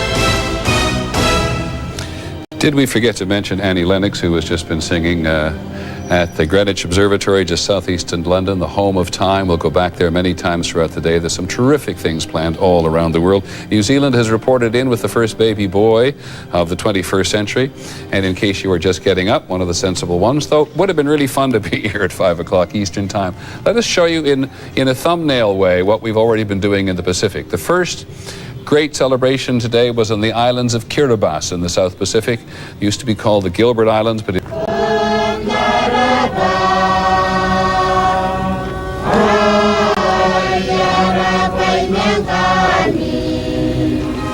they did the same thing in Tonga, sometime called the Friendly Islands, the most Christian nation on earth, with the Hallelujah Chorus.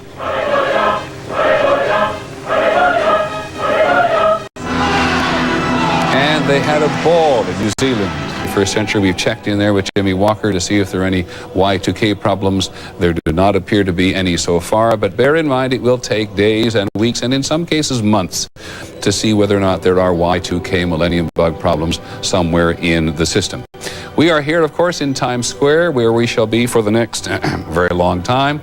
Out there in the square is Jack Ford, because they're just about to put up the ball, which will drop at midnight Times Square. And Jack Ford, that is part of your territory.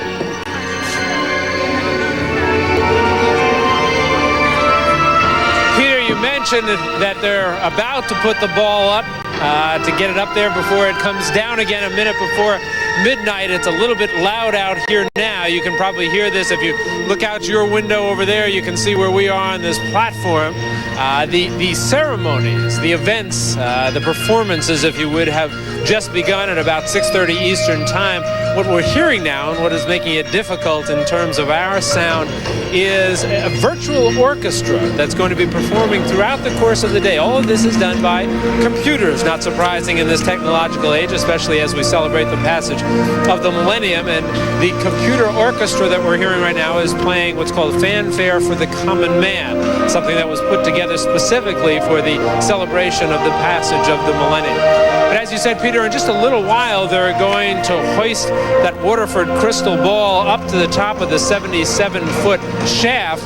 It'll be up there until 1 minute before midnight tonight when it comes down.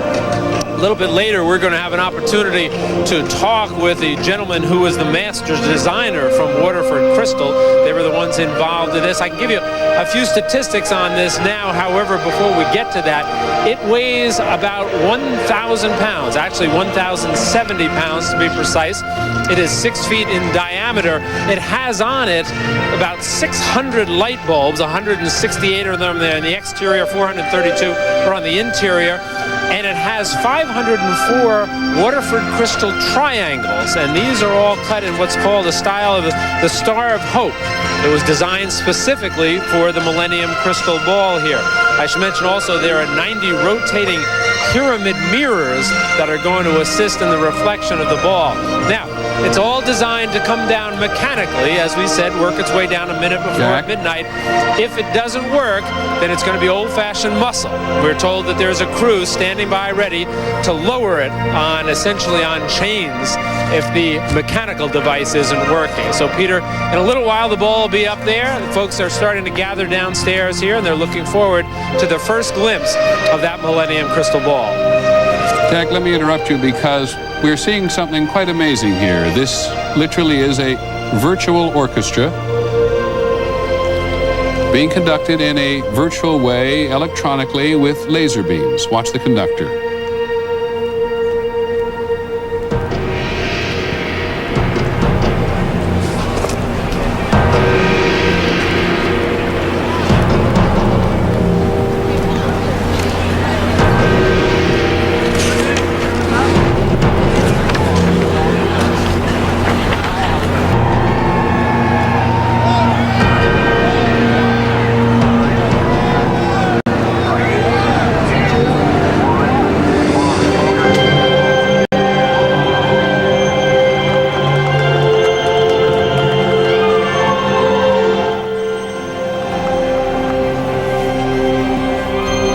There it goes, this magnificent Waterford crystal ball. They've pulled the switch. They've lighted it up. If you look high above the old New York Times building at the southern end, right at 43rd Street, 42nd Street, and Times Square, this crystal ball, which has been synonymous with this place since 1906, makes its way into an early sky.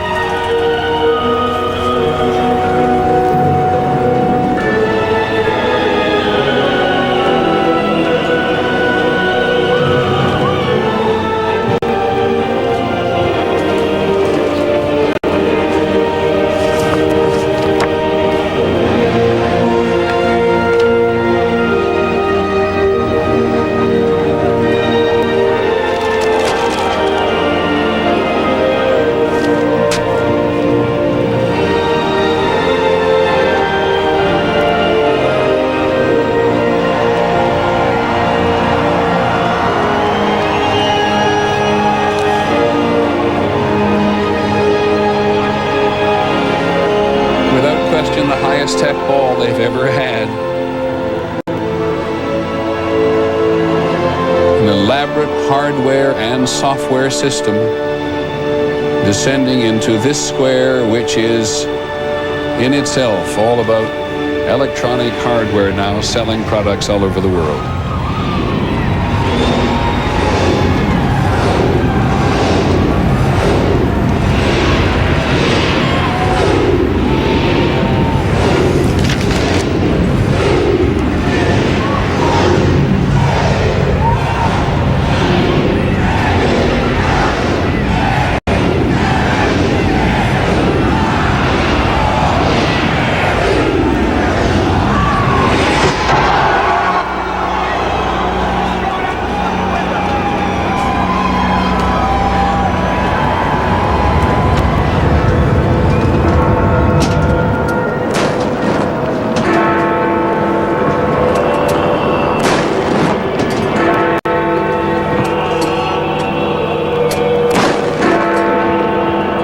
That's 12 o'clock noon in London at Big Ben at the Houses of Parliament. There'll be quite a celebration there. We had a brief report that there'd been a power outage in Auckland and in Wellington and New Zealand, but we're glad to hear that they have power back.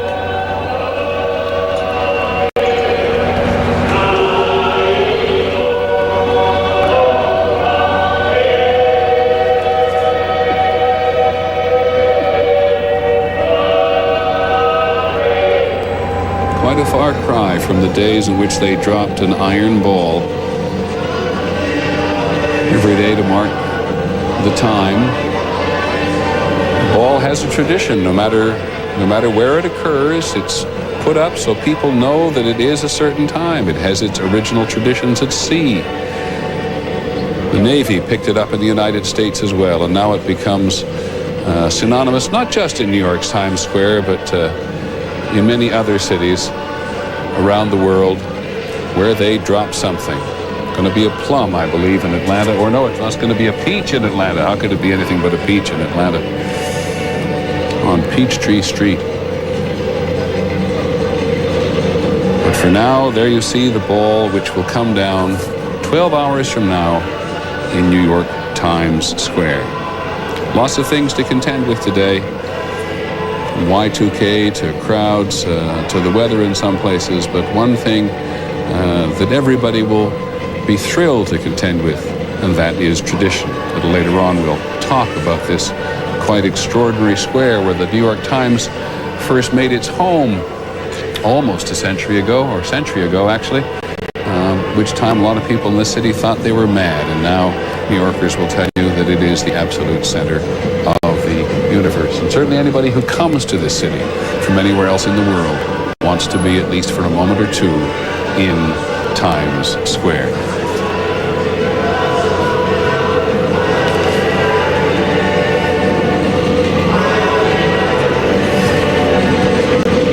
But this is a day for the universe.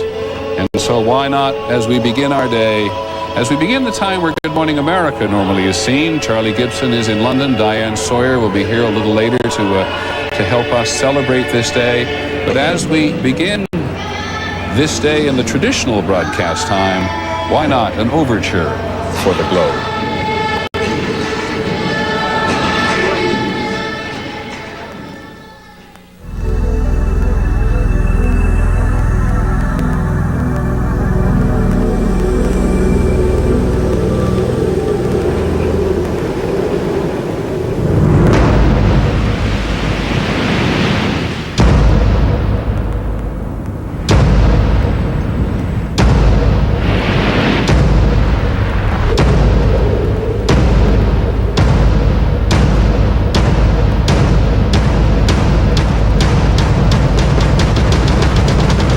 Overture to the World. We'll give you a chance to see it a couple of more times today because it's a very beautifully prepared thing, which really does give you a sense of what is happening in all the corners of the globe today. We've begun to celebrate the 21st century in the Pacific. The sun is coming up in Florida. Another horrible day in paradise, as they often say down here, and the ball has gone up in New York's Times Square.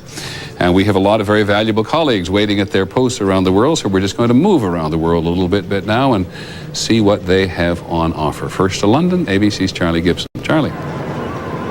Well, Peter, you saw the bonging of Big Ben, the bells of Big Ben bonging the 12 noon time, and that's the last time, at least with the first digit of 1, that we will hear that. And actually a fair group of people had gathered on Westminster Bridge in order to celebrate that modest occasion, and people are beginning to gather along the banks of the Thames. We're now 12 hours away from the celebration here, when the entire Thames River will be lit on fire, and as I said, the British modestly say they're going to have the biggest fireworks show in the history of the world. What else is cooking, Charlie?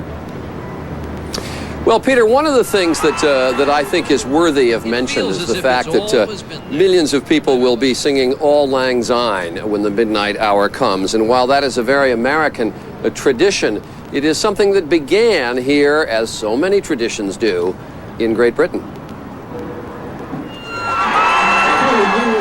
It feels as if it's always been there.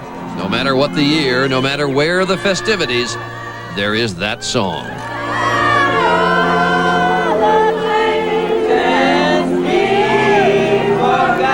But for the song's origins, you must go to the Green Hills of Western Scotland. That is the home of the poet Robert Burns, who was the first one to write down the lyrics to an old Scottish folk song more than 200 years ago. And he was gathering old songs, and he knew this song had never been actually written down before, and Burns had got the melody from an old man he heard singing. He tidied up the words, added some verses of his own, and not content with the song's original melody, he found one more to his liking. Another well-known Scottish tune of the time. Burns' Auld Lang Syne grew in popularity, particularly after his death in 1796, and soon became the traditional Scottish song of parting. Auld Lang Syne, which literally translated means for old time's sake. And we're going to gather again, meet up for Auld Lang Syne, old time's sake. As Scots emigrated around the world in the last century, they took the song with them to places like Canada. There it was heard by the man who would make it a part of New Year's Eve. And now, here is Mr. New Year's Eve himself, Guy Lombardo. From the stage of the Grill Room at New York's Roosevelt Hotel, Lombardo and his Royal Canadians made Auld Lang Syne a New Year's Eve standard. They played it there for the first time in 1929 and continued for decades afterwards, making it their signature song. A tradition was born. Happy New Year, everybody. A very happy New Year. So, Peter, when the ball drops tonight and you have a little glass of the bubbly and you kiss your favorite person, a little thanks to Bobby Burns up in Scotland for bringing us Auld Lang Syne. Thanks very much, Charlie. Look forward to talking to you many times throughout the day. 39 opportunities there are to celebrate the New Year's. If you like the 39 different time zones in the world, we're going to cross a lot of them in a minute. We'll go to Barbara Walters. But first, just to tell you some of the news that has been made today. The big surprise when we all got underway this morning was that Boris Yeltsin in Moscow announced that he was going to resign as president and turn over the reins to his acting president, Vladimir Putin. President Clinton has already hailed Mr. Yeltsin's leadership and says that he looks forward to working with Mr. Putin. The so-called nuclear codes have been turned over by Mr. Yeltsin to Mr. Putin, who not very long ago, probably in his wildest dreams, could never have expected he was likely to be the next president of Russia. In Kandahar, in Afghanistan, 5 hijackers have walked off that airplane, which means that that siege there is effectively over. They made a deal with the Indian government. 3 Muslim militants, those who had been fighting for the independence of Kashmir, where there's a very large Indian occupying force, were freed from Indian custody, and the hijackers simply walked off, got into a car, and have disappeared. We have no idea where they have gone, and we have no idea as yet of the condition of the people on board the plane. Here in the United States, the FBI does believe that it has evidence now that Ahmed Rassam, the man who was arrested earlier this month as he came across the border from Canada at Washington State, does have connections to a larger plot in the United States, but there have been no definitive indications what they're precisely talking about. Almost everywhere you look in the country today, you get the sense that every police force has been on the job, turned over everybody they know involved with anything bad. And certainly outside this window here in New York Times Square, there's a very large police force in evidence, and everybody is very relaxed. Let us now go to Paris, where ABC's Barbara Walters is sitting just across the Seine from the Eiffel Tower. Barbara. Indeed we are, Peter, and when we heard Charlie a few moments ago talking about that bubbly you're going to be drinking at midnight, just remember that bubbly, that champagne, comes here from France. They've had a very bad few days with very serious storms here, and 83 people in this country who've been killed. But today it is a day of celebration, especially where we are at the Eiffel Tower. For 1,000 days now, they have been announcing the days. Now they are announcing the hours, and eventually 3 minutes before midnight, it will be the minutes and then the seconds. You can see the base of the Eiffel Tower, where there are going to be enormous fireworks going up 1,000 feet to the top of the Eiffel Tower. There you see it says J for jour, which had been the day. It's 11 hours now until midnight. And the Eiffel Tower, the top of it, is still shrouded in fog. It's been quite rainy. Today is the first day that it isn't raining. People are already lined up, Peter, even though it's 11 hours away, and it's supposed to be the most glittering. 20,000 bulbs.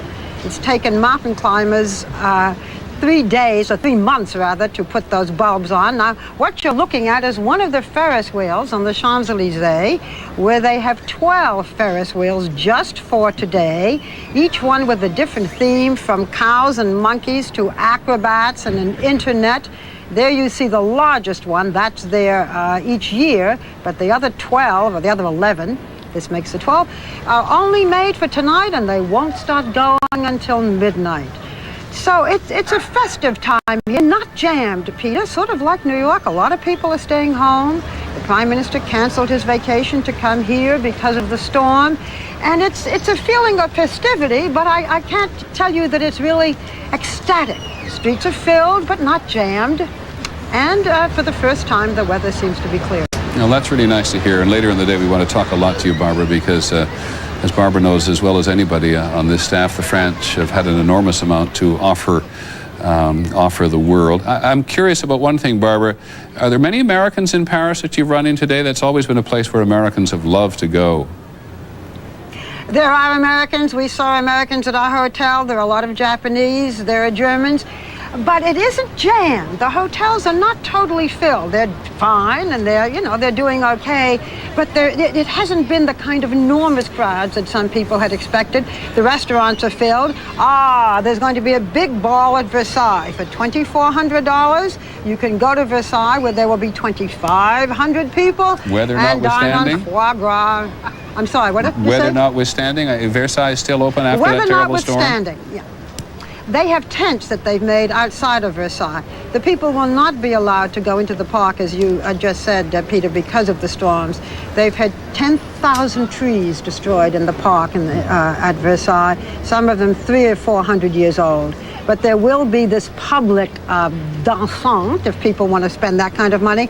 And then there's a private dance as well, given by a very wealthy Greek named Goulandris, and that's by invitation only. So, there is the spectacular, there is the kind of festivity that you expect with gorgeous clothes. People will be wearing costumes and wigs of the of the 18th century, so it'll be pretty glamorous. And here, the main event is indeed the Eiffel Tower, with the countdown and the fireworks and the 20,000 bulbs and the Ferris wheels and ooh la la, as we say here. We'll make you work on a lot of other things between now and then, Barbara. Thanks so much. A lot of people here looking quite envious at the thought of being in Paris. I think it must be the parties. At any rate, I don't know if anybody else noticed the bus going by there. That's the Schmetterling bus. That's the German word for butterflies. That terrible joke about which language has the most beautiful words, butterfly, Schmetterling in German. But it's a sort of a reminder today, in Europe particularly, how much that continent is coming together in a variety of ways, and in how many different ways French and English still continue to fight each other, with English around the world, in large measure thanks to the internet, thanks to the technologies which make the kind of television coverage possible today, simply becoming increasingly the language of the 21st century. Want to go to Sam Donaldson, who's at Y2H headquarters in Washington. Sam, first of all, tell us, what are they looking for today in very general terms from there? Well, Peter, they're looking for power outages, utility outages, transportation problems, and problems in such things as military installations and power plants, nuclear power plants. You mentioned that very small power outage in New Zealand at a water plant that appears to have been caused by high winds. So they're also having to sift through, well, is this something that Y2K caused or something else? You know, we just turned 7 o'clock, and the first commercial nuclear power plant in the world that might be affected by a Y2K problem has come online. There are 430 in the world, and the ones that we're really looking at are the 21 in the former Soviet Union, built by the former Soviet Union. Now, you see up on your right-hand screen, Bilibino. 7 o'clock, Bilibino came into the Millennium. We've had no reports of any problems, although there can always be a delay. But the reason, Peter, they're watching this very carefully, you do remember the name Chernobyl. If, for instance, the power should go down, the electric power that keeps that plant going, and they don't have enough electric power to cool the atomic rods, the core, if you will, after some number of hours, radiation could be released. And Nome, Alaska is only 730 miles downwind from Bilibino. I want to stress again, Peter, we've had no reports of any problems. But as the Millennium marches along, those 430 power plants, 103 of them are in the United States, will be kept very carefully scrutinized. Sam, thanks very much. Come back to you many times throughout the day. I want to make a big jump now and go all the way to India, because ABC's Lynn Sher is out there for the Millennium. She's in Bombay, or at least most of us know us as Bombay. The Indians now call it Mumbai, by the great gate of India. And even though this is not by any Christian standards a Millennium celebration there, coming into the 21st century without talking about India would be virtually impossible, right, Lynn? I think that's true, Peter. As you say, Mumbai, the new official name. This is a city that is Wall Street, Hollywood rolled into one. This is teeming with energy. It is pulsing with money. And, of course, this is where they make the movies. This is the most populous city in the nation that has been the fastest growing on our planet. By sheer numbers alone, India is already a superpower. The question is, can they become a world superpower?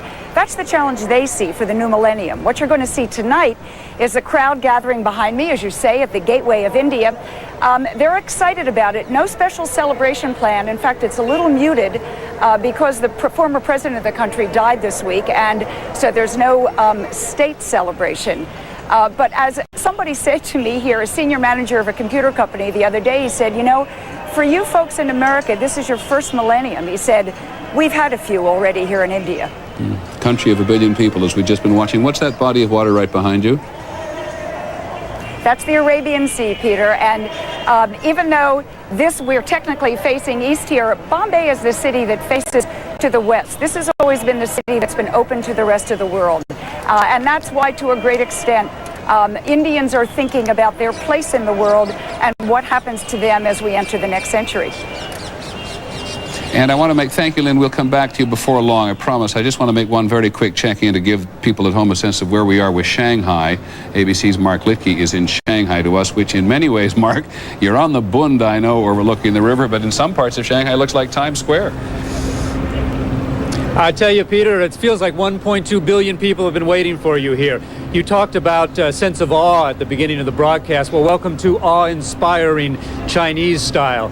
This city, this magnificent city, is truly into the spirit of this event, even though this is not a traditional holiday here. But we can talk about more about that later when we talk about Chinese New Year. Good. Thanks, Mark, very much. Nice to see your face and to see the bun behind you and all those people and the lights on. But we'll continue our coverage with you and everybody else in every part of the world when we come back. This is ABC 2000, the celebration of the millennium.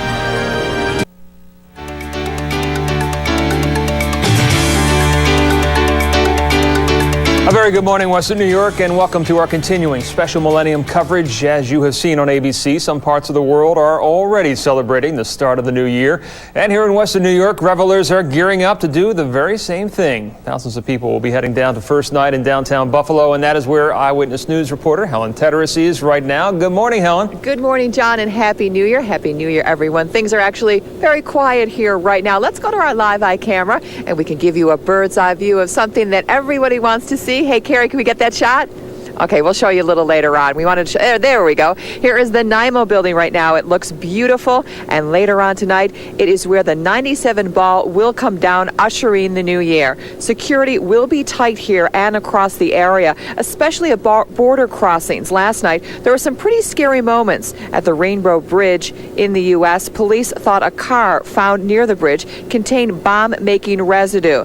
That was not the case. After further investigation, the vehicle belonged to an Erie, Pennsylvania man who left the car there after being pulled over last month for not having a license plate. That turned out to be nothing. So everyone is being extra careful this New Year's. Reporting live in downtown Buffalo, Helen Tedderus, Channel 7 Eyewitness News. All right, thank you much, Helen. We want to switch pictures, take now a check of our morning traffic commute. Here's Dave Cash of the NFTA. Good morning, Dave. Good morning, John. We'll see some very heavy traffic volume across all the international bridges again today. Not only the Peace Bridge, but the other international bridges. We had delays of more than a half hour times through the day yesterday. Metro, bus, and rail, the easiest way to get into downtown Buffalo for First Night and for the Bare Naked Ladies concert, will be operating on a regular schedule today at 8 o'clock tonight. Trains start running every 20 minutes from Auditorium Station to South Campus and back. Now, the last outbound train will leave Auditorium Station at 2 a.m. From 8 p.m. till the conclusion of the Bare Naked Ladies concert, Metro Rail actually runs to and from the special event station at Marine Midland Arena. Then Saturday, Metro Bus and Rail will follow a Sunday schedule. We do have one injury accident this morning. It's at 1137 Bailey.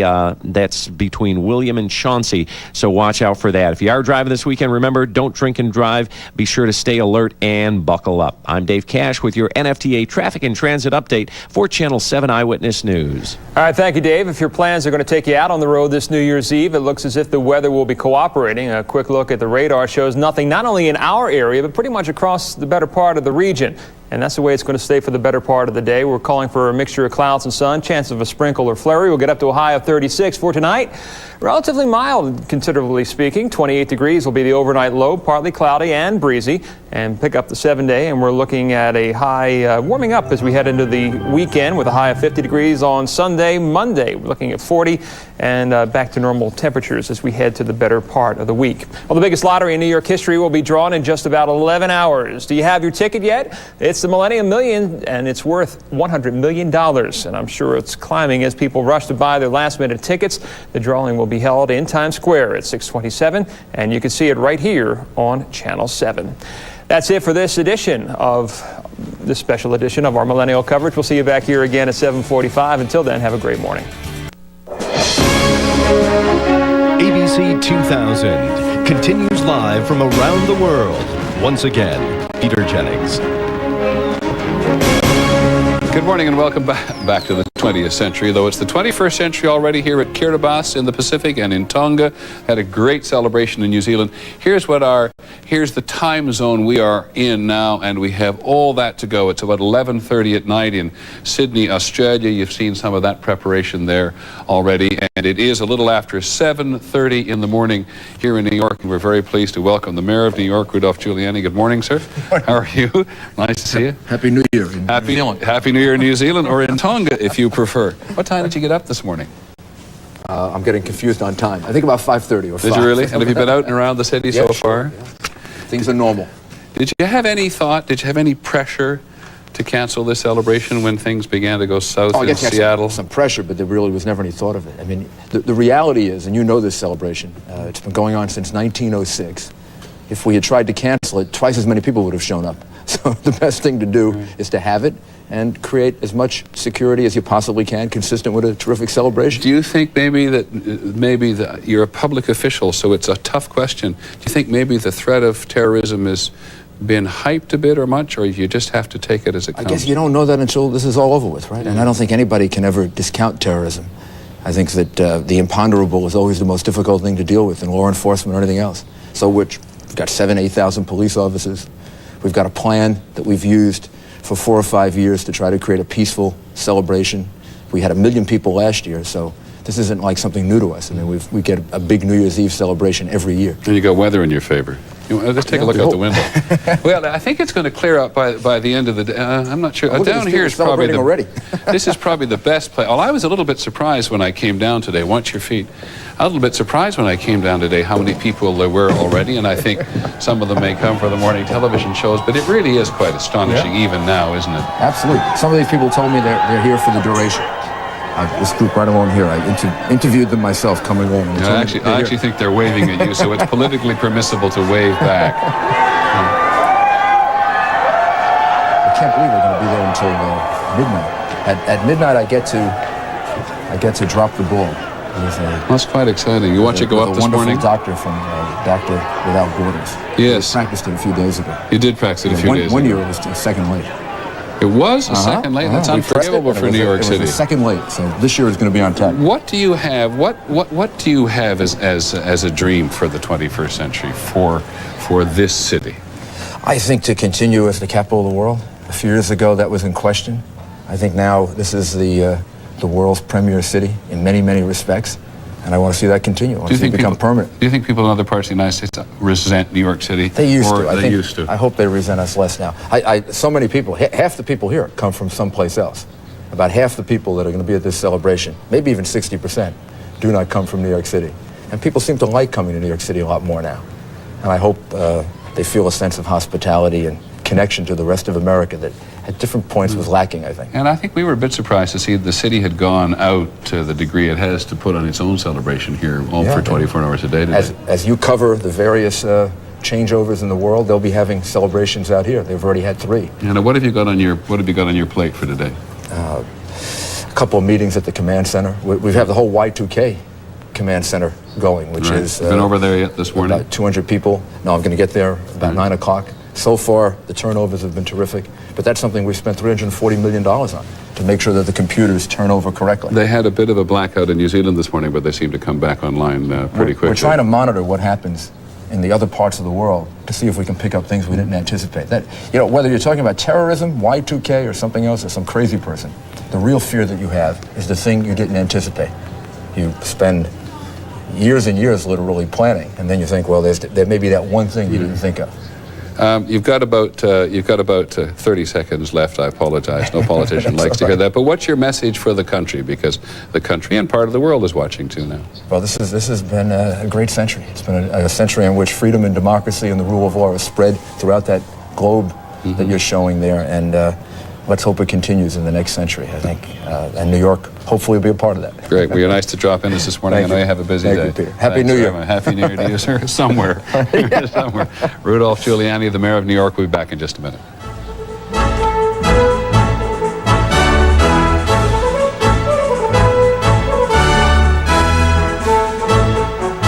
ABC 2000 will continue live from around the world in just a moment.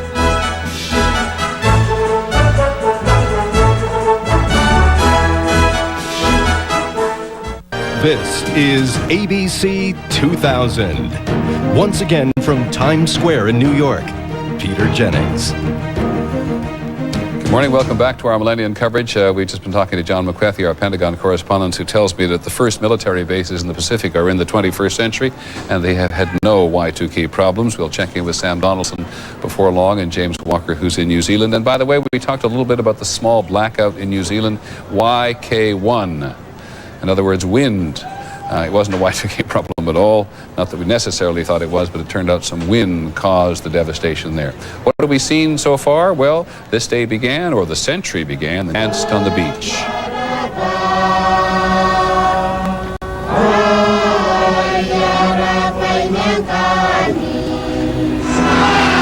In Auckland, New Zealand, they made all sorts of noise.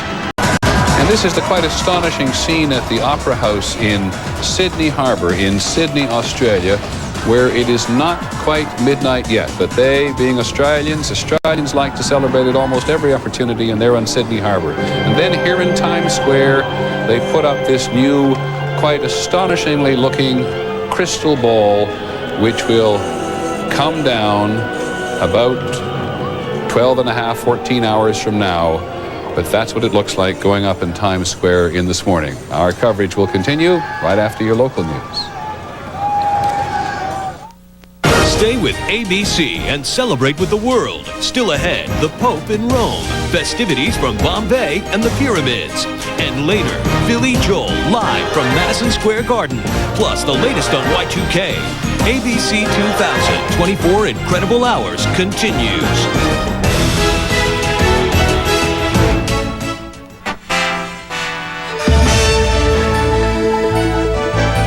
Good morning, Western New York, and welcome to our continuing special Millennium Coverage. ABC is covering celebrations around the world.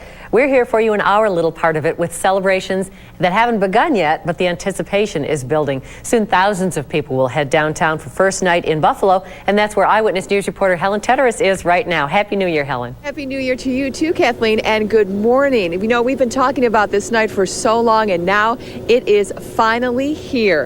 Thousands of folks will be coming right here to usher in 1999 and the 97 Rock annual ball drop. Just in case you are wondering, the festivities are all Y2K ready. This year they are going back to the old-fashioned way for the fireworks display. No computer. They're actually, Kathleen, doing everything by hand. But believe me, the display will be state-of-the-art.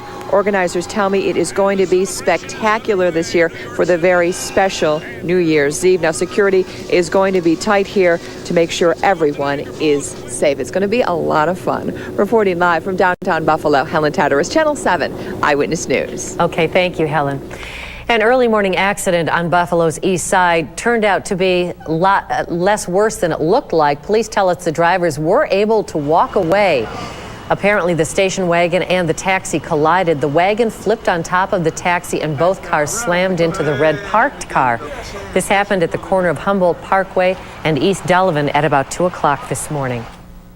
Time now for a check on our morning traffic. Dave Cash joins us from the NFTA. How does it look out there, Dave? Well, it's pretty quiet, as you might well imagine, Kathleen. Looking at the inbound 33, a few cars on the road. You won't find any slowdowns anywhere. In fact, the international bridges are all clear right now. They will get busy later today and expect to see some lengthy delays there. Metro Bus and Rail are Y2K ready to take you where you want to go, including First Night Buffalo and the concert at the Marine Midland Arena this evening. Operating on a regular schedule today. Then at 8 o'clock tonight, trains start running every 20 minutes from Auditorium Station to South Campus and back. The last outbound train leaves Auditorium Station at 2 a.m. Then from 8 p.m. till the conclusion of the Bare Naked Ladies concert, Metro Rail runs to and from the special event station at Marine Midland Arena. Now, that's as long as the crowd from First Night will allow us to continue on the tracks. Metro Rail will run on a Sunday schedule then for Saturday. I'm Dave Cash with your NFTA traffic and transit update for Channel 7 Eyewitness News. Okay, thanks, Dave. Now, if your plans take you out on the road this New Year's Eve, it looks like the weather will be cooperating. Let's take a look at the forecast. Today's high will be 36 degrees, clouds and some sunshine with possibility of a sprinkle or a flurry. Now, tonight, the low will only be 28, so it's not going to be as cold as it has on New Year's Eve past. Partly cloudy and breezy. And the 7-day forecast looks like this. 44 degrees is the high tomorrow. And on Sunday, we might get some showers, and it'll be up to 50 degrees. It'll feel pretty balmy on Sunday. Then on Monday, your first day probably back to work for the week and the new year, 40 degrees. Tuesday, it's going to get a little colder, and Wednesday, 34 and 32 degrees. Now on Thursday, we're going to get a warm trend going toward the weekend of 38 degrees, and Friday, the high should be about 40. The biggest lottery in New York history will be drawn in just about 11 hours. Do you have your ticket yet? The Millennium Millions jackpot is worth $100 million, and it's climbing as people rush to buy their last-minute tickets. The drawing will be held in Times Square at 6:27, and you can see it live right here on Channel 7. And now let's rejoin ABC for the special Millennium coverage. From Times Square in New York and around the world, this is ABC 2000. Once again, Peter Jennings. As we look around the world, including at the Globe here in New York, the ball that will drop at midnight tonight, there's so much to celebrate.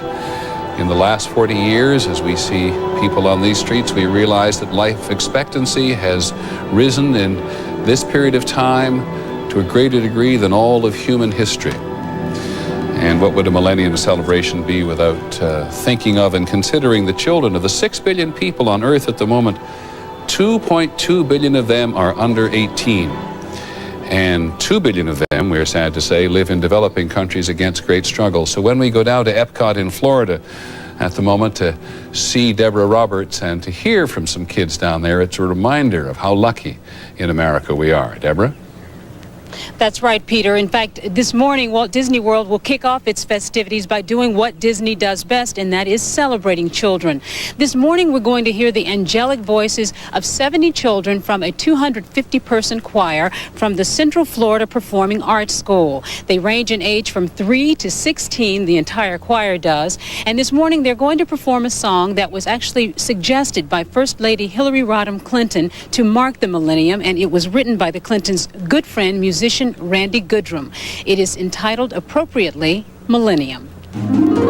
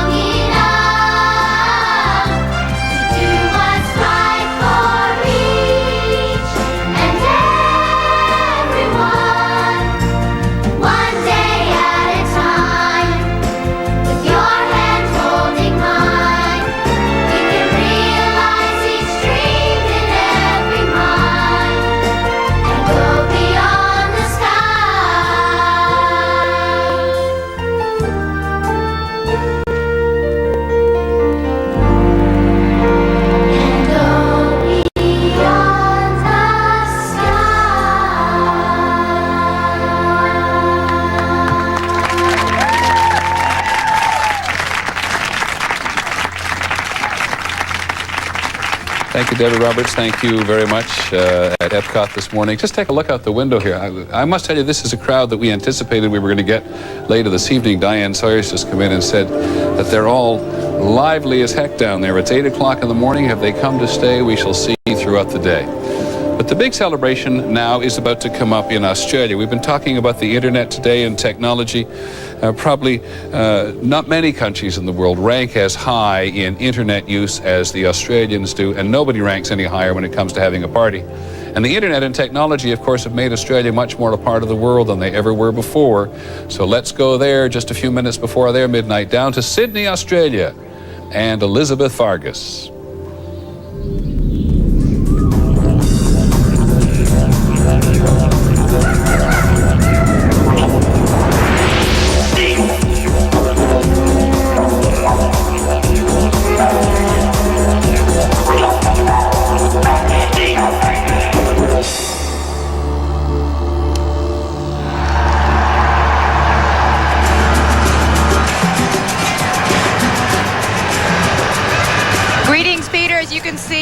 As you can see, Sydney Harbour and the Sydney Opera House lit up and ready to go.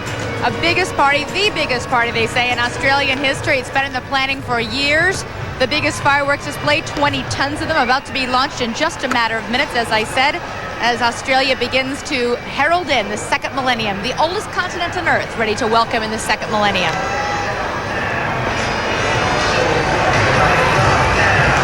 This is this astonishingly controversial opera house when it was first designed by a Dane, if I recall, but has become an absolute landmark for the Sydney Harbour. The opera house has designed its roofs in the shape of sails. This is one of the most important harbours in all of the Pacific. It's been crowded tonight. Australians, certainly in this part of the world, which is in New South Wales, in the western part of Australia, love the sea. We saw earlier this morning all of their famous lifeguards coming. That's their famous bridge. Has anybody been climbing up on the bridge today, Elizabeth?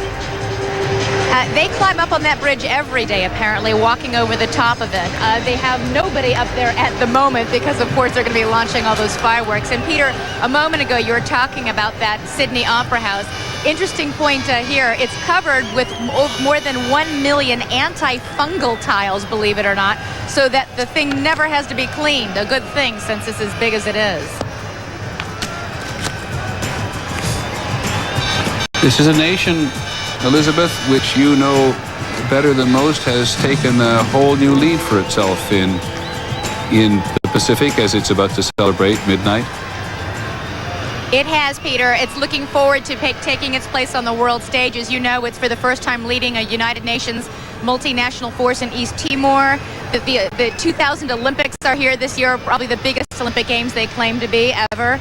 It's, in addition, going to be celebrating its own centenary in 1 year, the founding of its own federation of states. So Australia as a whole is looking forward to overcoming what it calls the tyranny of distance and joining sort of other world powers on the global stage.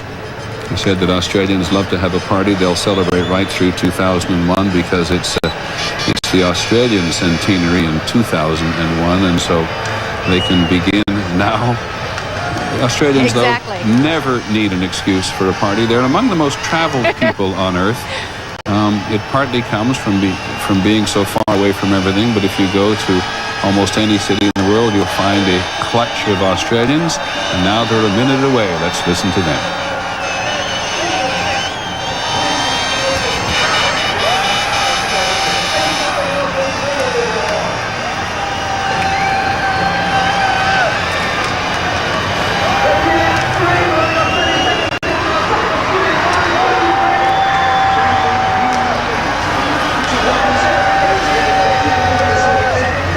The final countdown, as you can hear, Peter, and about ready to launch all those fireworks. It should be spectacular. Listen to them count it down.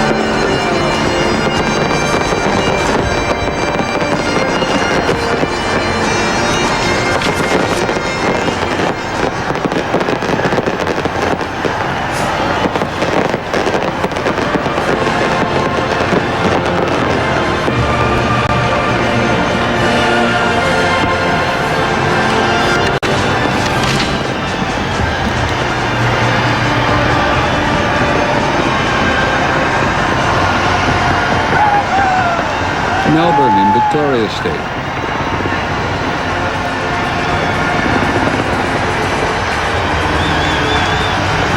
Back to Sydney. Well, they promised they'd do it up round.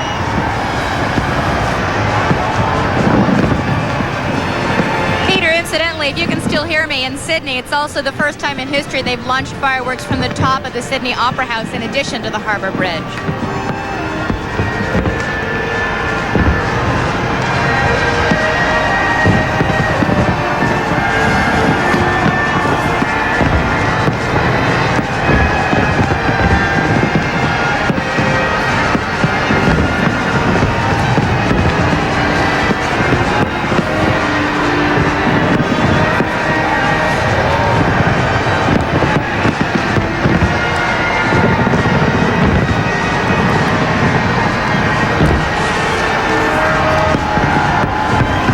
While this excitement continues in Australia, maybe we can put it down in a corner of your television screen because something else as excitingly has happened to us. Because in this great debate, I don't know if our map can bring up the world time zones at the moment, but in this great debate about who was going to be the first to celebrate the 21st century and who was going to be where, the U.S. Navy decided that maybe it wouldn't be such a bad idea if they were the first. And so the USS Topeka, America's most modern submarine, sailed out into the southern Pacific to put its bow right under the equator, which isn't quite marked on here and elsewhere, and its stern on the other side of the international date line, just to give you some sense of where they are. And on the line with us now, because they promised they'd make a telephone call from the Topeka, is its commander, Lieutenant Commander Wenner. Can you hear me, sir? Sir, this is Lieutenant Commander Warner. I have with me the commanding officer of the USS Topeka, Commander Mark. Thank you very much. Good luck and a Happy New Year to some of the crew and a Happy New Year to the other part of the crew when you get the other part of the ship in the right place. Well, thank you, sir. Happy New Year to you. Thank you very much, Commander Patton, the commander of the USS Topeka. It was a great stunt the Navy wanted to play. They said it was going to be a stunt. Put the bow on one side of the international date line and the stern of the USS Topeka on the other, right at the point where the 180th meets the equator. Our coverage as you watch Sydney, Australia, will continue in just a moment.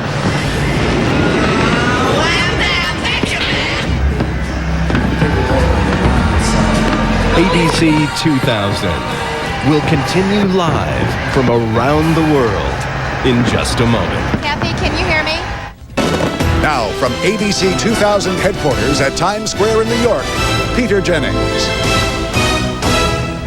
Actually, take a look at Sydney, Australia, where it is 10 minutes after midnight there. They're deeply into the 21st century and deeply into an Australian party. Those fireworks have been going on for 2 minutes. That's Sydney Harbour Bridge there, with its famous smile, which you can see written on streets all over Sydney. This large, dry, fascinating place. So far, for so long from everywhere else, and now, thanks to technology, so much closer to the rest of the world, and now much more of an Asian nation than it ever has been in the past. And while we look just a couple of the other headlines around the world, we got up to the fact that there's going to be a new president in Russia today, and the acting president, Vladimir Putin, says the country's foreign and defense policies are not going to change. That comes as any great surprise. President Clinton has already paid his tribute to Boris Yeltsin, and the National Security Advisor has been talking with Russian officials this morning to, quote, confirm and understand Mr. Yeltsin's resignation. And the other story overseas is that in Kandahar, the hijackers are off that Indian Airlines plane now, and the people who've been on the plane for all that board are in the process of coming off, but we do not yet know what sort of condition they are in. In London, Michael Abraham, a young man from Liverpool, has been actually charged with attempted murder in the that struggle he had yesterday with Harrison and his wife, Olivia. Abram's mother says her son has a history of mental problems and recently became obsessed with the Beatles.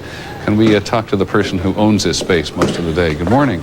How are you this morning? Hiding out here watching you. Yeah, but you didn't have to get up so early this morning. You take that as a compliment. I can't tell you, that hour was like a whole century for me this morning. Were you a little surprised when you came through Times Square this morning? It's fantastic. You know, usually when we come in, it's beautiful but pretty desolate out there. And to come in this morning with these teeming crowds, I've been down talking to some of them, and I told you earlier, it's amazing. Some people from Denver, from California, from South Carolina, they have been here since 1 and 2 in the morning, marking out their little 14 inches of space with their camping gear there and charting the number of steps to the bathrooms, which will not be an inconsiderable No, I can tell you, I issue. wanted to speak to you about the design of your facilities here in terms of how far they're out away.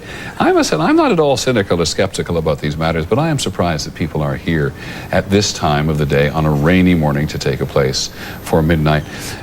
It makes me think that maybe you can't take terrorism lightly, right? But it just goes to show you that people will not, and isn't it good that people will not have their lives changed by threats or alleged threats? That's really encouraging to see so many folks Will not there. have their lives change. And in this year in which everybody talks about the internet and how it's going to separate us from each other and we're all going to become housebound creatures doing email, the fact is everybody's here to be together. You can tell there is a sense that it is a planetary party, and we all got an invitation, and we better show up. You had a chance to see the stuff in the Pacific this morning on Kiribati and in Tonga. The one great disappointment for me this morning was Fiji.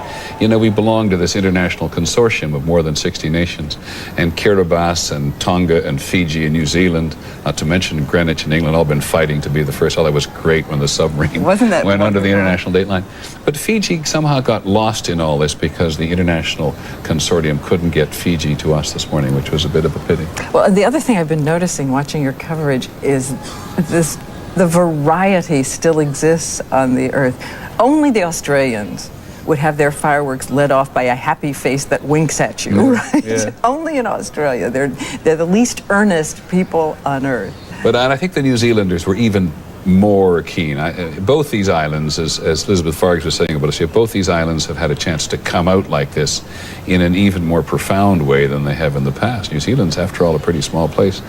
Doesn't have an awful lot going for it in some people's minds. And very open this morning, more sheep than people, but they were having such a good time this morning. Yeah. You're going to spend several parts of the day with us, which is really nice, but we want to start off by talking about women. It was New Zealand, actually, in Todd Brewster's here with us somewhere. Todd, 1895? Not sure. We'll find it. 1893, 1895. Todd Brewster, who's the editorial director of the Century here, I was afraid you were going to give me a pop quiz, like who's the Prime Minister of Chechnya, and I'd be in trouble. But it was New Zealand who gave women the right to vote for the very first time, just before the turn of the century. So I thought we'd talk a little bit about women in the century. As a professional woman, do you get to the end of the century satisfied generally? I think all women in Western nations and developed nations, and that's a distinction that matters. It's a life and death distinction for a lot of women in this country. All women feel that momentum is somehow shifting. There is wind behind their backs in a new way. I was just reviewing some of the statistics. As you know, more women vote than men. Women elected the last president. Men would have elected a different president. More women are watching television than men. More women are graduating from colleges than men right now. So you have a sense all these seeds are being sown, and the next millennium is going to pay off that investment. Let me bring in Lynn Sher with this because Lynn has not only done a lot of writing about women on herself, but she's in India today. And there the story is not quite the one that Diane tells. The future for women, the century for women, Diane, or Lynn from there? Peter, I think it's very simple. If there is going to be a future for India, they have got to empower their women. The women are the key to whatever happens in this country. At the moment, they are the most underutilized resource in this entire nation. They are more illiterate than men. More women are illiterate than men. And of course, overpopulation is such a huge problem here. You know as well as I that an educated woman is a woman who will not have too many children. That's one of the challenges here.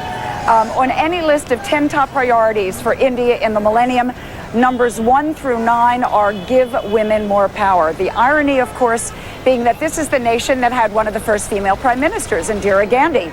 The other, 2 weeks ago in the parliament here, a bill to put more seats for women in parliament was hooted down by members of the legislature. So this is a top priority here for women of all economic levels. It's just got to happen, or there will be no progress for India. Lynn, when you talk to Indian women, how profoundly restrained are they by their history?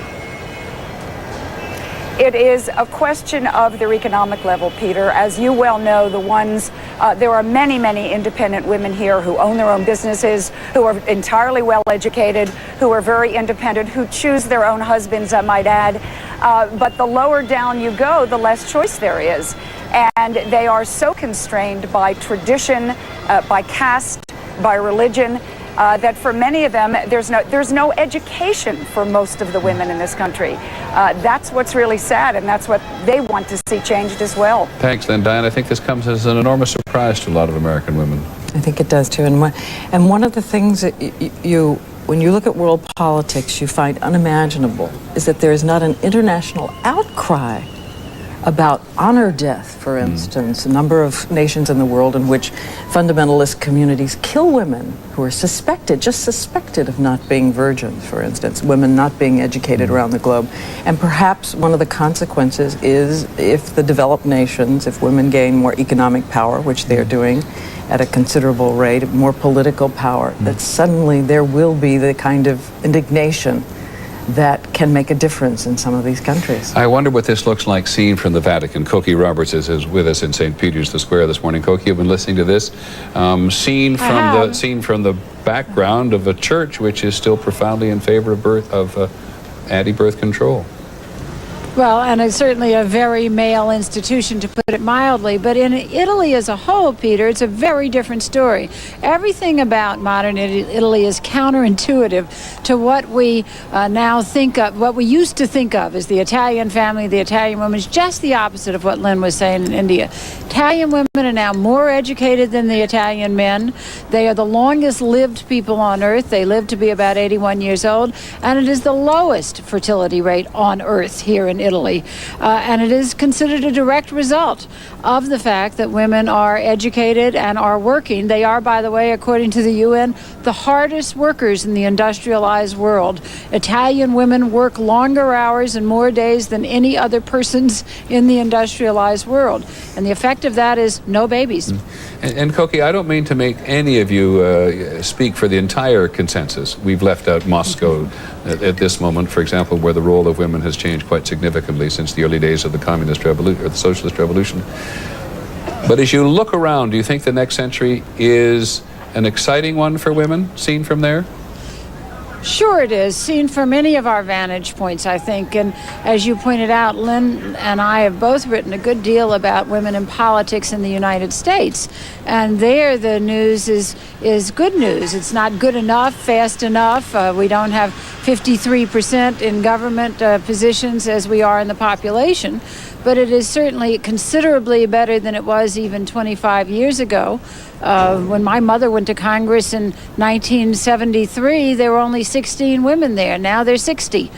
So that the changes have been vast in a short period of time, and you've got to expect that they'll only be vaster because technology and modernization and urbanization always works for women.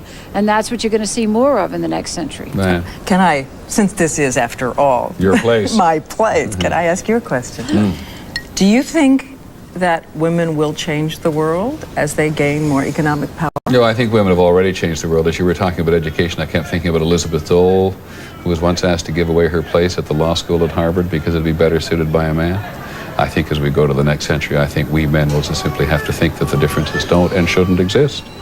But I've seen too many occasions in which women have already changed the world. Do you think, for instance, it will be a more peaceable planet? Do you think it will Not be necessarily, but we have 10 seconds. So would you like to take us to a local news commercial, Wait a minute, you please? lob a grenade and then we have 10, 5, 4, 3, 2. We'll come back We'll continue. Not necessary. This is ABC 2000, the celebration of the millennium. Brought to you by Chevrolet. Chevy will be there. And by Cellular One, clear across America.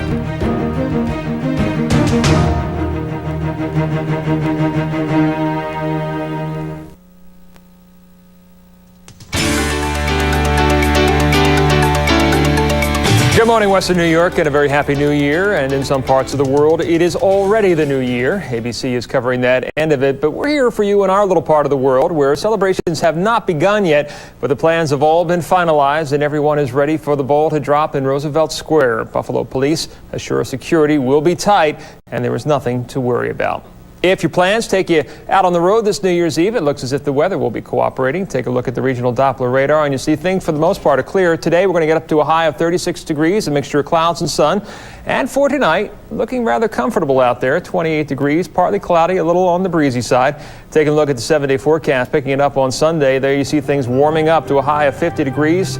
40 degrees on Monday, temperatures dropping off from there with a high of 34 on Tuesday. Wednesday around the freezing mark, warming up Thursday and Friday as we head towards the latter part of the week. Time now for a check of our morning traffic. Here's Dave Cash of the NFTA. Good morning, John. The major routes are without any problem this morning. No accidents or disabled vehicles and very light traffic volume, as you can see with Skycam 7. If you're heading downtown for First Night Buffalo or the Bare Naked Ladies concert tonight, Metro Bus and Rail are Y2K ready. They operate on a regular schedule for today at 8 o'clock tonight. Trains start running every 20 minutes from Auditorium Station to South Campus and back. Last outbound train leaves Auditorium Station at 2 a.m. And then on Saturday, January 1st, Metro Bus and Rail follow a Sunday schedule.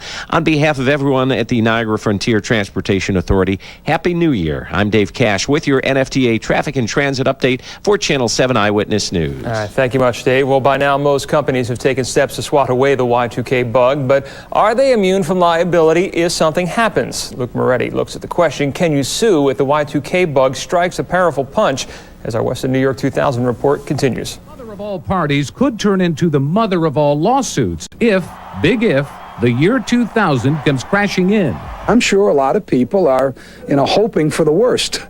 From one lawyer to another, Erie County DA Frank Clark knows that there are people who will try to cash in on a Y2K failure. It might be as simple as walking when you shouldn't, or a breakdown in public transportation. So you're okay with people suing? Mm-hmm. Yeah. I'll sue if I... A Y2K-related injury or death raises an interesting legal question. But who really benefits in the end? It's the lawyers. It's not so much the people. It's the lawyers that I'll get money for you and whatever I can do for you. So it's New Year's Eve and you need to call for help, police or fire. You go to your phone, you pick it up, and there's no dial tone. Is anyone liable? There's no reason to believe that a plane will fall out of the sky when midnight rolls around. And banks say they're the safest and best place to keep your money.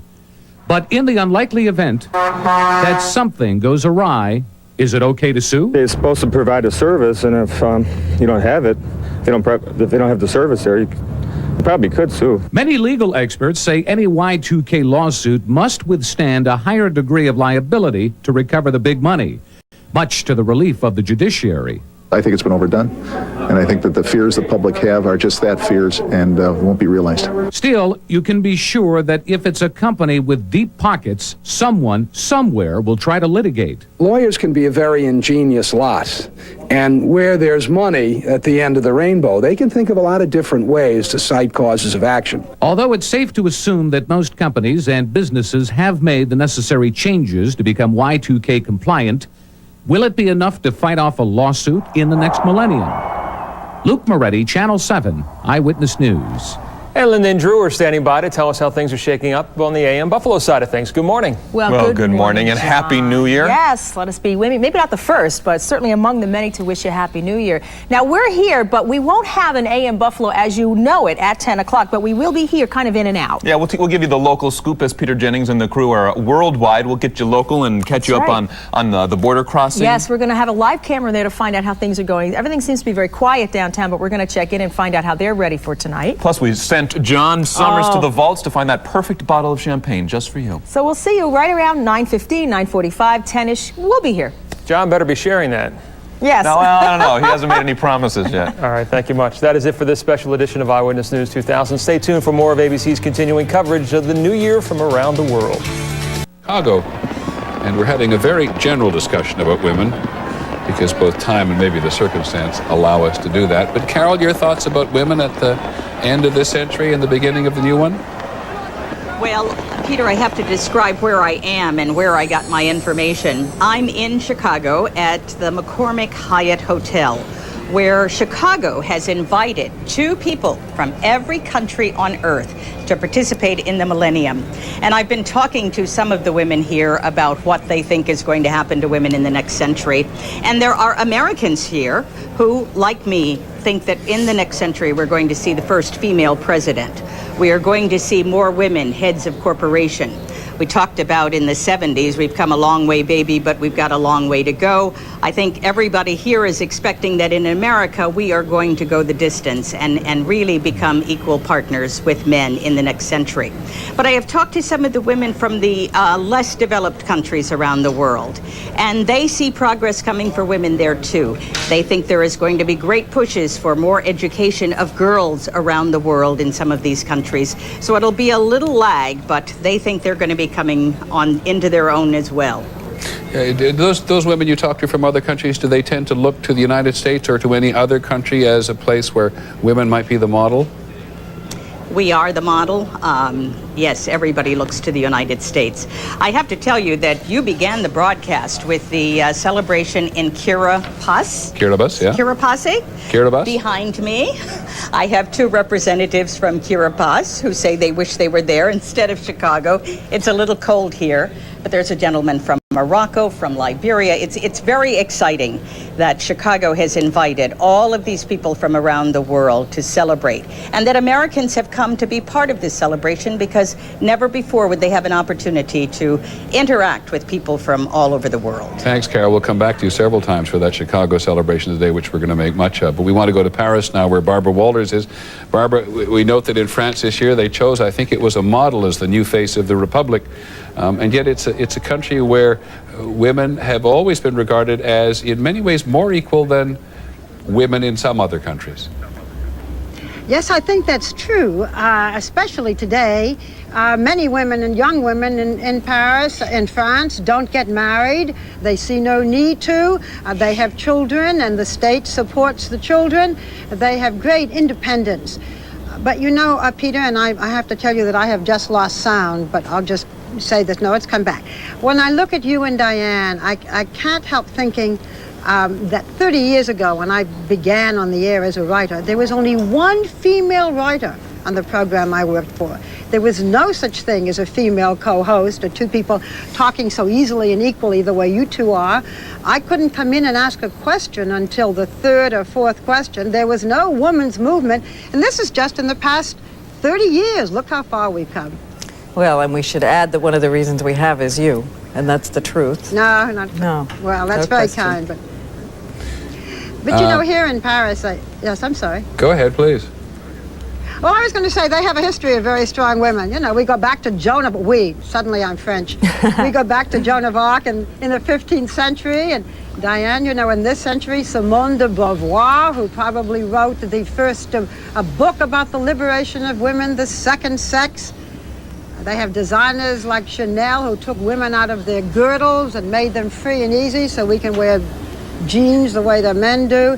It's a very easy country. And what I like best is you can grow old here as a woman and still be considered desirable. I may not come back. I'm not going to touch that one with a 10-foot pole, except that it does raise the question here, Diane, as to whether or not it's getting any easier for women to get older in America. It's always said it's easier for a man. Well, I think the baby boom demographics are simply going to mandate that it be somewhat easier. And I always hear, for instance, these powerful female actresses in Hollywood saying, if the parts aren't there, they're going to create the parts. And that, again, is a function of quantity. There are just too many women aging in this country for it not to be different. Thanks again. We'll be back. Our Millennium coverage will continue. Hope you'll stay with us. Cars to Broadway. Well, Diane, sir, the energy is all out there. You feel a tremendous energy here every morning, don't you? You really do when you come in. It's great to see people already up and shouting, and after the third cup of coffee, ready for the day. I watch you wave and they wave. I love these get-ups, too. You see the glasses. Have we seen the sunglasses? 2,000 glasses. The hats they're wearing. People have really come... They've come to contribute something here to the atmosphere. And you'll see already, look over there, you can't move. And last year, in which there were half the number of people expected as this year, you simply could not walk through the crowd. So I'm a little concerned about some of these people being able just to get out and get something, a glass of water. I have to believe if those people are going to stay here all day, they're going to be able to stay because they can't get out or they can't move, and they'll stay upright because there's no way to move, and they'll hold each other upright. The business community here has done a terrific job because every time you celebrate something around the world, they are celebrating a replica of it here. And so at the moment they're out there doing things to contribute to the Gilbert Islands and things like that as well. All right, we'll come back for the energy of Times Square and more right away. We're going to cut away first, though, for many of you to go to your local news. Stay with us as the global celebration continues. Still ahead, Egypt's parade of boats on the Nile, a special Millennium address from the Pope in Rome, an explosion of fireworks from around the world, plus Y2K updates. ABC 2000, 24 incredible hours continues.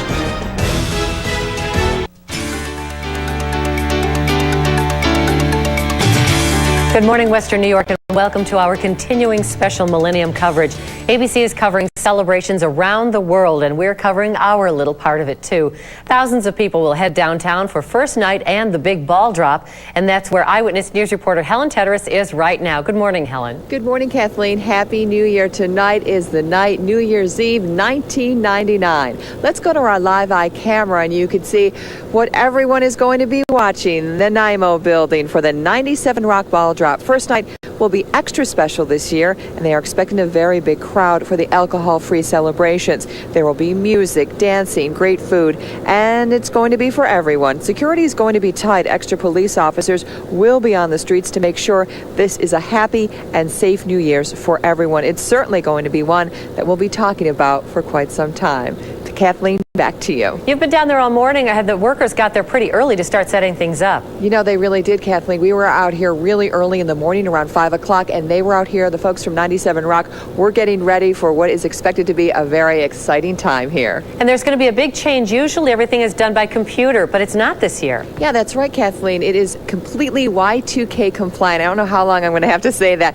Normally they use a computer system, a very complex, complicated computer system, but this year everything is going to be done by hand, but it's certainly going to be state-of-the-art and something that is going to be quite spectacular. Okay, let's just mention that buttons are available at all of the events tonight for $10 each, and the button gets you into everything, right? That's correct. You pay one price and you can go into all of the events this year. Okay, great. Thanks, Helen, for that report. Okay.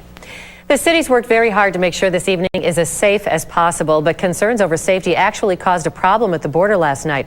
Bridge authorities at the Rainbow Bridge blame overreaction and miscommunication for an erroneous announcement yesterday that an abandoned car possibly contained bomb-making equipment.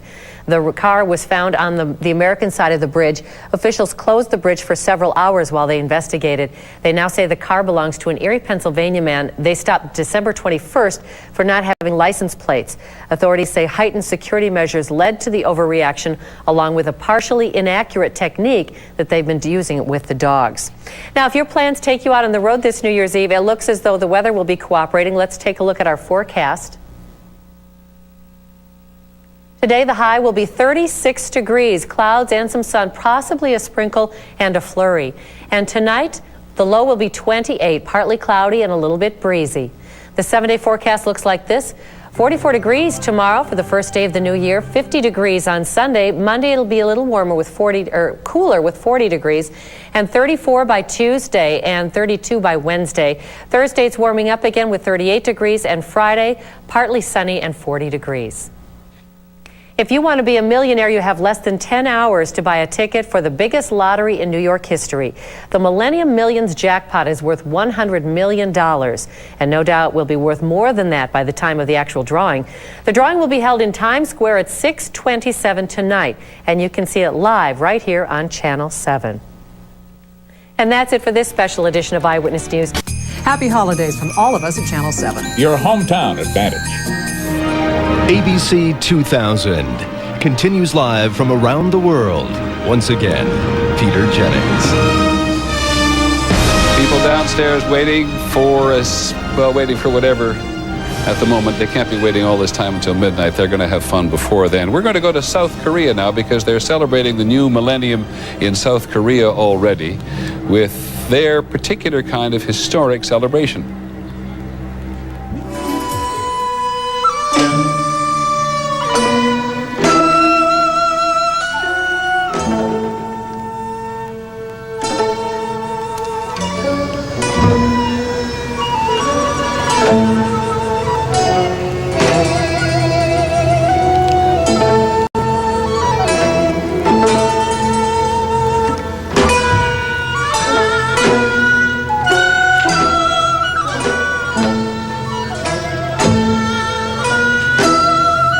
This is their national traditional music troupe. They're performing at a shrine which is made one of the World Heritage Sites by the United Nations in, as you can see, traditional Korean costume in a part of the world which is very important to the United States. Almost 40,000 American troops are still on the Korean peninsula, protecting South Korea from one of the world's most bellicose and isolated nations in the north. And as we watch this celebration, we have on the phone General Thomas Schwartz, who's the commander of U.S. forces in Korea, who is tonight, up at the demilitarized zone between the north and the south. General Schwartz, Happy New Year. Happy New Year to you, Peter. How are you? Very well, sir. Can you bring us up to date on what American forces are doing there today? Well, I can because, I just finished talking to some of our great soldiers, sailor, airmen, and Marines up on the demilitarized zone, and I can report to you, Peter, all is well. We're passing into the new millennium across freedom's frontier, and everybody back in America should be extremely proud of these great young Americans as they serve their country. Have you done anything special for a celebration? Well, we have a lot of great celebrations going on here across the peninsula, Peter. And I'm proud to say that we also have a lot of great servicemen and women who are working tonight, standing ready across this peninsula to do the things soldiers, sailors, airmen, and Marines do so well to make sure we transition into the new millennium here just shortly, and that all of our systems are safe, secure, and doing the kind of things that we're trained to do to stay ready. So you've been over the Y2K hump. Well, we're just getting ready to pass over that hump here just shortly, Peter, and we have done all the things I think we need to do. We're looking for a real smooth transition. Good. General Schwartz, Happy New Year to you and your troops. Many thanks for joining us. Thank you, Peter. God bless you, and God bless America.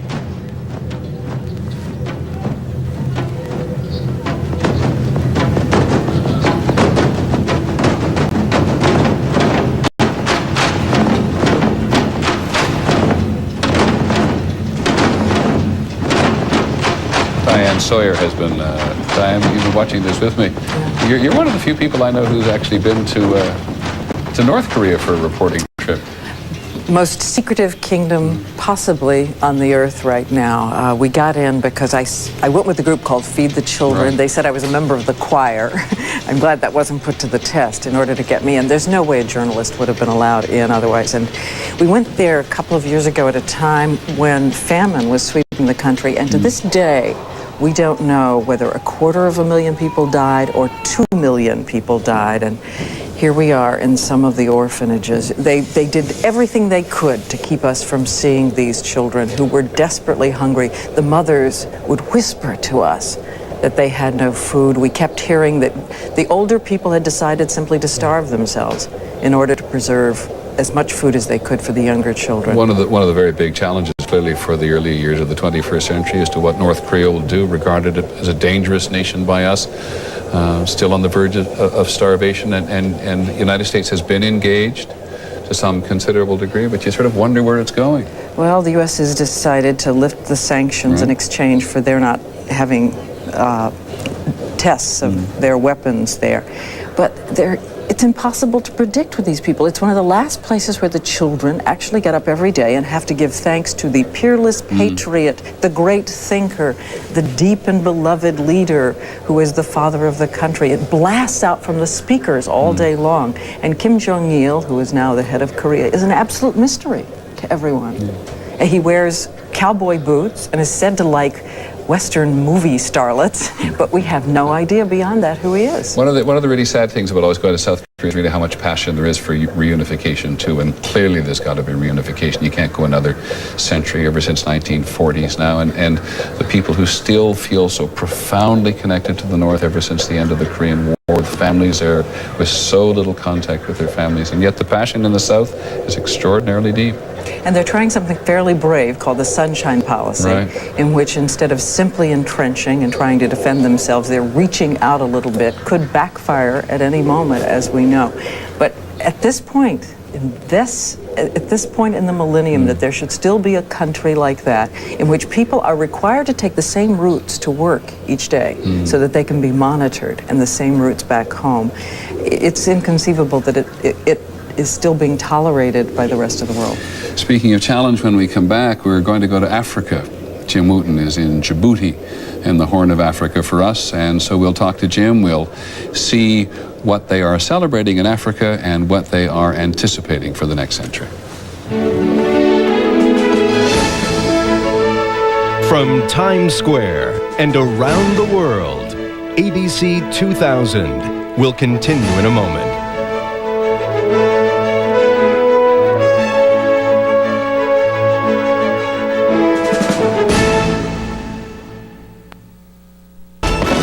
Now, from ABC 2000 headquarters at Times Square in New York, Peter Jennings.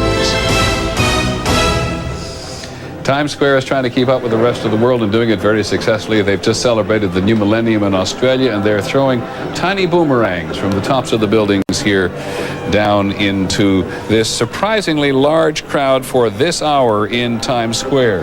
The weather's improving slightly, but it's still a bit raw, and thousands of people have come already to celebrate the new century, even though it is many, many hours before the famous ball drop here will occur. It's 9 o'clock Eastern time in the morning. Good morning, everybody. I'm Peter Jennings. Just a couple of headlines from around the world. They have entered the 21st century on large and small islands in the Pacific. The two largest countries, Australia and New Zealand, report absolutely no problems with the Millennium bug. They had a small blackout in New Zealand for a while. It turned out to be the wind and not Y2K.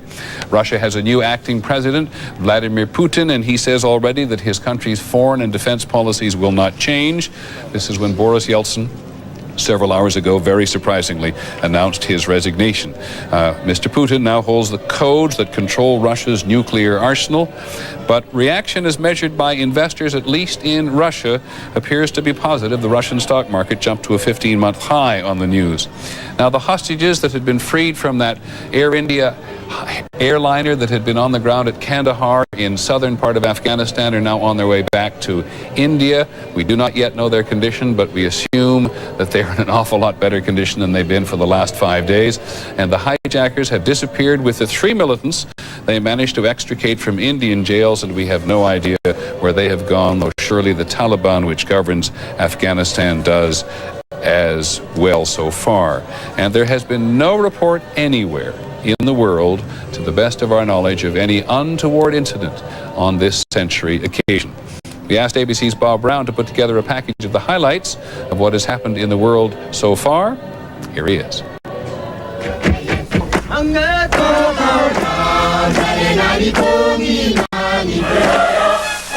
island of Tonga had placed itself on daylight saving time to savor the first moments of the 21st century with Kiribati. These first celebrations were in places that normally would be uninhabited. They were simple and traditional. When midnight struck the first major city, Auckland, New Zealand, that's when the glitz started. News correspondent James Walker discovered the ATMs were dispensing money. This is an ATM receipt for, I think it's dated 1100, and the time on it is 3 seconds into the new year. Famous landmarks around the world will be put to extraordinary use during this string of midnights. One of the first was the Sydney, Australia Opera House, where dancers roamed its high curves representing sea creatures. And finally, another new year in Australia, making you wonder how many tons of fireworks will be blasted off before the world has finished its long day of celebrating. And we said when we were planning this coverage, we were going to deal with business done and business undone. We're going to go to Africa now, and there's no continent on earth in which there is more business undone. Africa enters the new millennium, as someone put it, awash in coups d'etats, awash in wars, and with a health epidemic that threatens to do greater damage to the ranks of the continent's people than centuries of slave trading actually did. We're going to go to Djibouti, on the Horn of Africa, on the edge of the Red Sea, to ABC's Jim Wooten. Good morning, Jim. Peter, it's about 5 o'clock here, and there's not much reason to celebrate. This is a refugee camp called Ali Adi. We're about 100 miles from the Red Sea that you mentioned. There are about 11,000 people here. Most of them are Somalis who have fled a decade of war and famine and disease in their country and come here for some relative peace in a camp that is run by the Djibouti government. It's not very much of a place, as you can probably see, but it's probably much better than what these people would have in their home country of Somalia.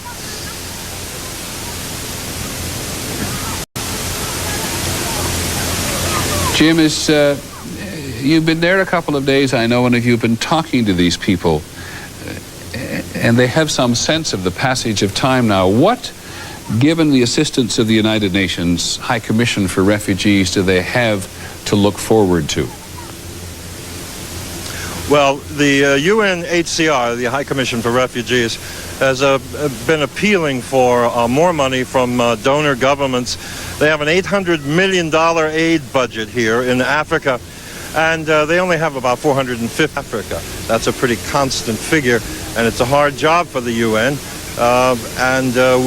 With not enough money coming in, it's not much fun for these people either. And most of these people have no concept. Yes, Peter. No, I was just going to ask you, as you talk to these people as individuals about their hopes and dreams, what do they have to say? Most of the people we've spoken with have no idea what this is all about. And if I may be so blunt, they don't have any dreams or hopes. They've been here for 6 years, most of them. Half of them, of the 11,000, are children. It isn't a place where dreams are easily dreamed, where hopes are easily born. Well, it is a chilling scene and a reminder to us as we face the new millennium of business undone. As we said, awash in brutal civil wars. Jim gave you the number of refugees in the world and the number who are in Africa. It is utterly clear to people who are concerned about Africa, particularly concerned about AIDS in Africa today, that there is no quick fix, but it is one of the things that the world is going to have to turn to in the 21st century, or else. Our coverage will continue. Live from around the world, this is ABC 2000. Once again, Peter Jennings. 10 after 2 in the afternoon, Big Ben at the Houses of Parliament in London. We were talking a little bit earlier about how people in the Pacific were jostling with one another to be the First Nations into the 21st century. Whenever we have a complicated question here, we turn to Robert Krulwich. I wonder how come all of those Asian nations, those Pacific nations, get to celebrate first and we have to wait 15 or 16 hours? Yeah, good question. I asked myself the same question. It turns out the answer is about 115 years old. In Washington, D.C., in the 1880s, 25 nations got together to figure out where a day on Earth should begin. And they were looking for an empty place. The emptiest place you could find, of course, is the Pacific Ocean. So they chose this line right here. This is the 180th meridian. It is almost empty, except for here. These are a bunch of Siberians. And here, this is the little island nation of Fiji. So let me just change slides, and I'll show you the problem here. The line that they chose originally ran right through Fiji. Now let me show you what the practical difficulties of that are. Next slide. You wake up one morning, let's make it a Monday morning in Fiji, you're whistling and you think, okay, I'm ready to go to work. But just possibly the International Dateline, this is conceivable, could run right through your home. So you walk in to have breakfast, it's 8 a.m. on Sunday. Now, no normal human being can contain this kind of a contradiction. So next slide, they made the logical solution. Let's take a look at the International Dateline, the way it was reconceived. They just moved around people. Well, that's fine, except, of course, once you make an exception for somebody, you have to make an exception for the next guy who asked. And the next guy who asked was recently the head of the island nation of Kiribati. Let's take a look at the nation of Kiribati. You see here it spans to the dateline. So part of Kiribati is on one day and part of Kiribati is on the other day. So the president of Kiribati said, look, I want my whole nation to have one time together. And so he unilaterally pushed the International Dateline 2 hours into 1999, and then to clinch it, he chose to name, as we've said all morning, the easternmost spot, Millennium Island. I guess hoping to attract. There's that beach they were dancing on this morning. Yes, they got us. Right. All right, so you can't argue. But look what it means. It means that this president stuck the year 2000 deep in, 2 hours into 1999. He sort of thrust time 2 hours backwards, or if you like, he extended the 21st century 2 extra hours and shortened the 20th century by 2. And he can do that because, after all, it's just time. The nations around his country said, he can't do that, stop him. And they went to the UN, and the UN said, and this is a general principle for the whole day, time is your business. We don't fight wars over it, it's not a law, it's a gentleman's agreement, and this gentleman did his deed. And this is why Fiji and Tonga and New Zealand and Kiribati jostled, as I said, each other for so long, because I think everybody thought they'd make money out of it. And indeed, I bet you the Kiribati has made a little pile. Thanks, Robert. That's great. Robert will be with us throughout the day, among other things, taking the measure of time. We'll be back in just a moment. Whatever a moment is these days. This is ABC 2000, the celebration of the millennium. Brought to you by Energizer. They keep going and going. And by Oscal, the calcium supplement proven effective and doctor recommended.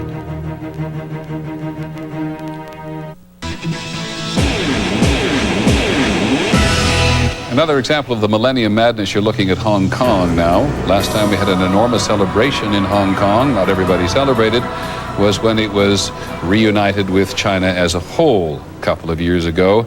And today they celebrate the entry into the new millennium under the leadership of the Chinese government in Beijing with a laser show. A city that has had its ups and downs, was a British colony, had its ups and downs, but now enters the new millennium as part of China, reminding people everywhere the powerful ideas of technology and human rights, all of them extant in Hong Kong, the former British colony. We're going to go away to local news. We hope you'll stay with our Millennium Coverage.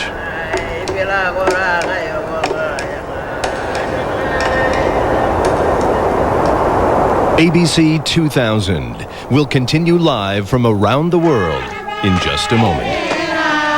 The honors? Yolanda Vega. Very fitting, I think. YV, VW, Sure. all fits. Yeah, so by all 627, means. boy, somebody's going to be happy. Well, you know, they're $2 tickets, and by all means, you just want to be in on this. So it would be a kind of a fun thing to have. Even save a losing ticket, $100 million. It is so exciting, this coverage. Yes, I mean, even if it nothing is. does happen at 1201 anywhere, all of this coverage, all this cultural education, Beautiful. it's great. They're doing a wonderful job, and it's so interesting to see them celebrating in Sydney, Australia, and then just a couple of hours later, they head over, and they're 100 miles from the Red Sea, and you see how refugees are living. It really is quite a geography lesson on the global look, on how people really live on this planet. Yeah, really at this getting time. behind the scenes. I think they're doing a nice job Beautiful. about getting into the center of it all. It's really very, very interesting. And speaking of the center of all, Yeah, speaking of the center of it all, that's, well, it's the center for Western New York anyway, enjoying our own ball drop. And Johnny is live outside waiting and seeing how preparations are coming along to make sure things go smoothly downtown. Hi, John. Good morning, Linda. Good morning, Drew. Yes, it's not so much Y2K down here in Roosevelt Square as it is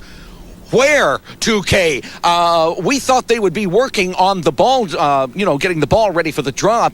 In years past, we've been down here on New Year's Eve, and it's just been like a frenzy or a beehive over there. But as you can see, the only thing they've done so far is the main strut that sticks out over the edge of the building there, which will support the ball and the line that it goes down. But as yet, we have seen no workmen, nothing. I do see a power truck around the corner parked along the curb with a lot of orange cones around it. So apparently they're getting ready to start their work this morning. They must have it down to such a science after doing it for so many years that it doesn't take as long to do. Now, another place you might want to be tonight, well, that is if you have reservations, is right over here at the Hyatt Regency. You can see in their atrium what a wonderful view of the ball drop they're going to have. And of course, the reservations for that party were probably long gone a long time ago, and they have quite a gala celebration planned inside the Hyatt tonight. But as far as out here tonight, Linda and Drew, this place is going to be packed. John, I know you've been helping us all week. I know the post office, the 911, you are everybody's contingency plan. Is it the same downtown? Are you going to be holding the ball if we need you? I will be riding the ball down the line tonight. if it were to get stuck anywhere, I'm to be there to jerk things free. And no, Hey, John? this I'm going to leave up to the experts. You know, it looks like in years past it's been bitter cold. You look rather comfortable out there. Well, you know something, Linda? Yeah, you're right. In years past, it has been bitterly cold. And yeah, I've got my gloves on, but no hat, no scarf. It's not that bad. Yeah, we don't see any snow out there. Good. Thanks a lot, John. We'll check in with you later. Hopefully we'll get that ball going. Okay? That's okay. Yes, sir. And we should mention there's 1,000 tickets left for Bare Naked Ladies, so if you still want to go to that show, you can. Great concert. Lots of stuff to do. We're going to head back to Network. Yes. We're going to join you in about half an hour. We'll see you again. We'll send John to the vault to get us a great bottle of champagne. Until then, have a great one. Right, and in the meantime, Happy New Year!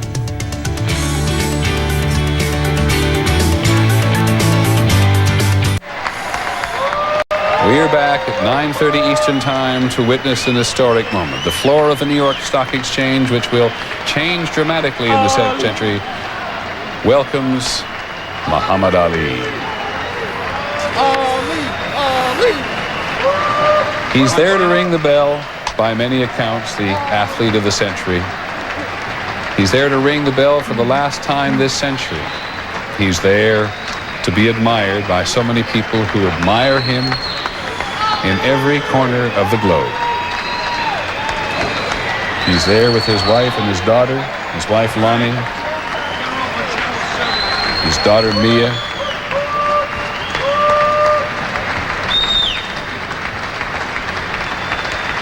For those of you just joining us, we're at the New York Stock Exchange to hear the bell ring.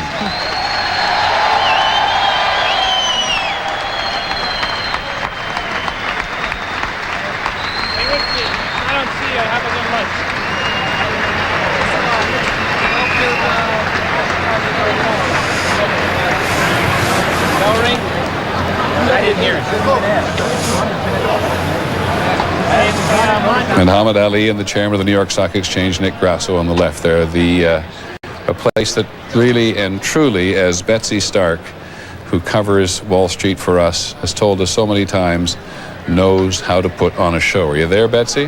I am, Peter. You're absolutely right. You know, this is the world's biggest stock market.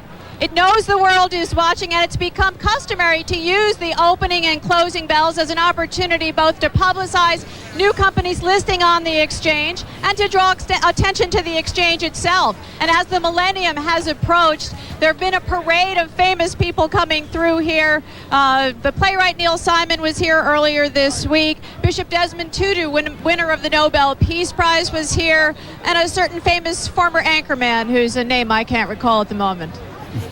I assume you mean Walter Cronkite?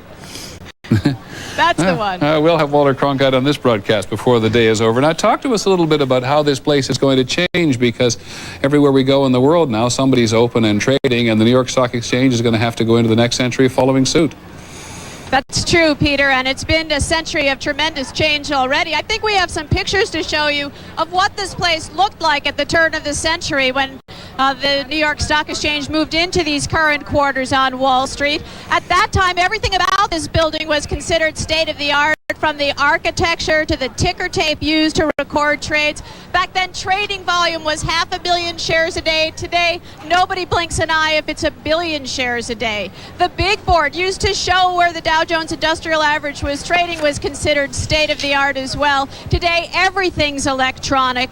90% of the trades made here are made electronically, and in the future, as you suggest, the expectation is that stock trading will become even more fully electronic. People want to be able to trade anytime, anywhere, and there's a question about whether all these people you see running around behind me will even be necessary in the future. Well, I must say, as I do on occasion watch the financial networks, I see someone, not you, standing in the middle of a whole group of guys like this. If we can take that shot of Betsy now with people coming and going, these are traders coming back and forth across you, right? That's right, and believe it or not, Peter, there are usually many more of them here than there are today.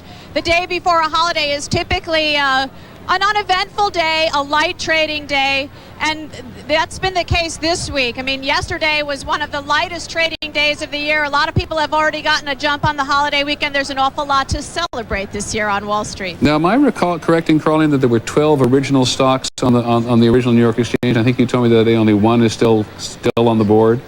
That's right, another sign of just how much things have changed. Back in 1896, when the Dow Jones Industrial Average was introduced, there were just 12 stocks. Only General Electric of those 12 remains. Today, there are 30 stocks in the Dow. Just last month, 4 companies got booted out, 4 more added, among them Microsoft and Intel, added to reflect just how important technology is to the U.S. economy. And what is the pressure on human beings there now, given the fact that they're going to go to a 24-hour trading day? Well, if we do go to a 24-hour trading, we'll start here at the New York Stock Exchange with an evening session. What it means is that there will be a second session of personnel who will have to come here to the exchange. Nobody's too excited about that. The trading hours here are pretty civilized, 9:30 to 4. Many people get in earlier and do stay later, but it is going to change the way of life. And in our recent past, of course, there is the NASDAQ. The NASDAQ. You just can't say enough about the NASDAQ this year, Peter. It's the technology-heavy market, and that's where the action has been this year. The NASDAQ is on course to be up 84% this year. That's the single biggest gain ever for any U.S. stock market. There were stocks that were up 700% in a day, as you know, made no money. I mean, what we saw was the internet economy really come alive, and dot-com fever took over as investors just tried to ride the wave. A lot of them made money that way, but people here on Wall Street say a shakeout's inevitable and there will be money lost too. Betsy, thank you very much. We look forward to talking to you a little later on the day. I get you're stunned at the calm that women, I know of no man who works the floor at the moment, that women exhibit working on the floor like that. The only busier place in town at the moment right now is Times Square. Take a look, a little after 9:30 in the morning. People have come and they have stayed. How long they will stay is anybody's guess, but they are there at the moment and having a ball. There's Jack Ford down there somewhere and Diane Sawyer. We'll be back right after this.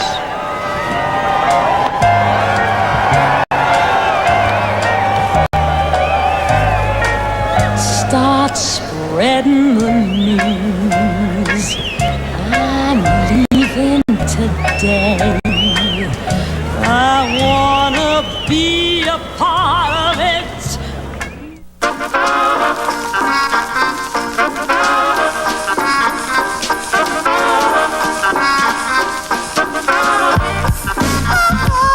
Wouldn't it be great to have instant access to information on the internet, wherever you are?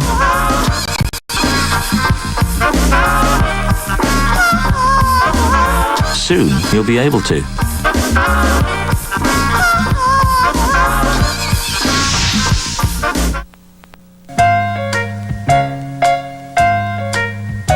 From Times Square in New York and around the world, this is ABC 2000.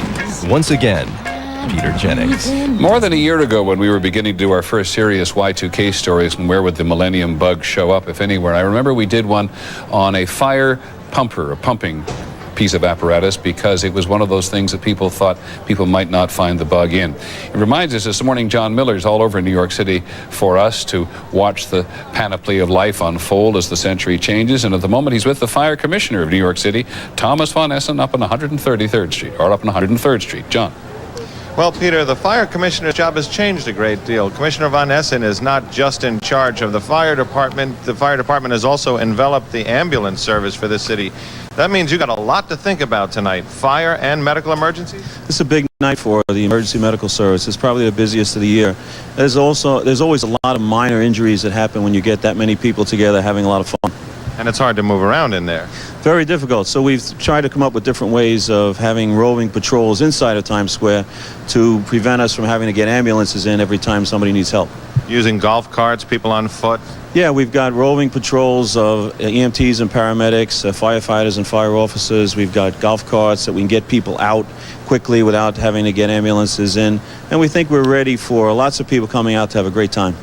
Very good. Thank you, Commissioner Thomas Von Essen, and I'm sure that you spent a lot of time preparing for this. John, I have one quick question for the Commissioner. Oh, sure thing. Question from Peter Jennings. How long ago did they get all of their pumping equipment Y2K compliant? How long ago did you get all of your pumping equipment and everything else Y2K compliant? Our pumps, our ladders and engines have really been compliant since we've got them. They haven't had a lot of computer chips on them that we've had to worry about in that area. But we've brought everything up, we've tested everything, we've had manufacturers come in just to make sure there aren't any glitches, and we feel secure about them. Very good. Thanks. Thank you very much. Thank you, Chief. Thank you, John. When we come back, we're going to go down into Times Square because Diane Sawyer is out there. And so is Kevin Driscoll. Kevin is the general manager here. Thanks for having us in. Hi, John. This is a real treat. And look at this. We're going to go right to the big stuff right away. $1,599 for Hennessy Cognac. That, do you have many customers for that? Oh, we have one or two every year, and this is a blend of 30 to 100-year-old cognac. Oh, my goodness. No wonder. You have some really nice scotches and wines in here. What is a big seller this time of year in any New Year's Eve? Well, certainly our cognacs, scotches, and for the Millennium, of course, champagne. Oh, yeah. But here we have all our high-level reserve, family reserve quality cognacs. Oh, beautiful. We move over here to something near and dear to my heart, the single malt scotches. I like those. And here we have anywhere from 25 to 30-year-old scotches. One up here in particular, distilled in 1948 for $600. Wonderful. Yes. I bet that is just like honey to the tongue. And here's your champagnes? Yes, and our champagnes, I mean, there's certainly the ever-popular Dom Perignon, the 90 vintage here, as well as the 92 vintage, and some rosé products as well. Bollinger RD, Louis Roederer Crystal, all in good supply. You sound like you know your wines and your liquors well. This must be a lot of fun for you. Oh, it's a wonderful business, and the Millennium, it just brings more highlight to a celebration of a great time. Yes, yeah. Great time. Well, we want to thank you for having us in, and this room is called the Premier Reserve. When you come into Premier Liquor, if you want to come in here, they keep the door locked, and I can certainly see why, and we have to be very careful as we leave. Well, Kevin, want to wish you a very happy New Year, a happy century, happy millennium, and thanks for having us in. This won't open. John, you know something? I don't think our locks are Y2K compliant here. Well, you know something? That doesn't bother me at all. Where shall we start? I got you out, though. And I'm alive to tell about it. That was cool. You know, in the Buffalo News today, they talked about a big article about people going for the big bucks to get some of those great bottles, to have them on hand. Some of those bottles were gorgeous. Never mind what's in them. They were beautiful. Well, a lot of people are probably just going to get them as collector's items, not even drink them. I wouldn't be a bit surprised. Yeah, that I really think so. bottle looked gorgeous. That's a neat room, though. It's temperature and humidity constant in there, and you have to be escorted in that room. You're not allowed in there by yourself. So why did you give Lynn and I the $3 bottle? Yeah. I'm wondering about that. Well, some with the word duck Thanks, on it. John. What was that? Let's send. Where else could we send John? We'll find a place for you next hour. Just as long as you don't send me over to the island where they process the garbage. Yes, let's check if they're Y2K. Think if you worked for Y2K, if you worked for the network, where they'd send you. Yeah. Oh yeah, in this hour we saw Hong Kong, which was interesting, ring in the new year, and they also went down to the stock exchange where they're working today. Muhammad Ali was helping them open the stock exchange Yeah, that this was morning. really cool too. Athlete of the century. So there's a lot going on ABC. It's a fascinating broadcast today. Get some good clean tapes ready, but you're going to want to record this. Absolutely. This is history in the making. That's really a good idea. To keep for your kids. It really is. It's really something else. So we're going to be doing that. We're going to be going back, and then we're going to be coming back here. We're going to do our regular trivia and a lot of other fun stuff. So we hope you're going to stay right here. Have fun. Okay. Happy New Year. We'll be back. Happy New Year. It's a new millennium, Friday at 10. As the world celebrates, Times Square 2000 celebrates. There, where Broadway and 7th Avenue meet one another, the upper end of Times Square, all those umbrellas or parasols are here because they're currently celebrating midnight in Japan. And in the ancient city of Nara in Japan, where it's just 10 minutes before midnight, they're celebrating in Tokyo today. And you will find this kind of life, and you go almost anywhere else in Asia. And while we're watching this, we might even bring in Mark Litke, who lives in Japan, but is today in Shanghai. Mark, is this traditional Japanese fare today? Well, it wasn't quite what I expected. It's not really traditional, but this is a society that is deeply ritualistic and traditional. You know, over the years, one of the most interesting things I've ever heard describing Japan was that this was a nation of 120 million people that acted like a tribal village of 120 families. And that comes largely from the 200 or so years that Japan was cut off by its own choice from the rest of the world, from the early 1600s to the mid 1800s. And it was in those years that the very rigid mindset, the Shanghai? bureaucracy, the traditional behavior of the Japanese was shaped. And in many ways, Japan is a nation that lost out on much of the development of the last couple of centuries. And it is because it's still stuck a bit in that old traditional mindset that it sometimes has difficulties reacting quickly and adapting to so many of the changes that are needed. And anybody who's ever over the years dealt with Japanese trade issues know how frustrating that can be. Here's a familiar figure to us, Mao. It's night there on the banks of the Huangpo River, so I know it's difficult for you to turn to your, I guess, left and look at the new modern cities across the river, but can you give us any sense of the contrast from where you are on the Bund to the other side? Well, what was just behind me was the old traditional Bund of the colonial powers, built by the British in the 20s. And right across the river, which you may be seeing now, is the future. This is the China this is the image that China is desperate to project to the world. So much of what's happening in China today has to do with pride and trying to live down centuries of humiliation. China is desperate to prove to the world that it is a prosperous, self-confident, powerful nation worthy of respect. Hence all this modernity across the river, which 10 years ago was a rice field. I think you know when you were visiting here not long ago, Peter, you were up in some of those buildings which were just scaffolding. Now they're all completed. Too high for me. Mark Litke is our chief Asian correspondent, so I want to take advantage of his Japanese background for a moment. The Japanese have had a very bad patch over the last decade, and as they go into this 21st century and we see all of this sort of hip goings on, are they self-conscious? Are they feeling better about themselves? Well, I'm not sure that they are. This is the lost decade, they're calling it, the 90s, and they're very happy to be out of it. Maybe that's why some of this slightly light and frivolous entertainment is a way of forgetting how terrible it's been. The Japanese were deeply shaken by the collapse of their economy after feeling they were on top of the world only 10 years ago. They were deeply shaken by the Kobe earthquake, which shattered their faith in their country's strength and resiliency, and the faith in their own government, which couldn't help them during the aftermath of the quake. And they were deeply troubled by the terrible Aum Shinrikyo gas attack in the subways in Tokyo only a few months later, which shattered their belief in their nation as one of the safest places on earth. These are deep, deep psychological traumas that the country, I don't think, is out of yet. And I think there's a great deal of hope that the new century and the shaking up of the society that's taken place, yes, the new generation will allow the country to step forward. Thanks. But it's still slow going. Thanks, Mark. Somebody said just the other day, Peter, culture is like water. It flowed first from the United States to Japan, and now you can see this young, modern culture flowing to the rest of Asia.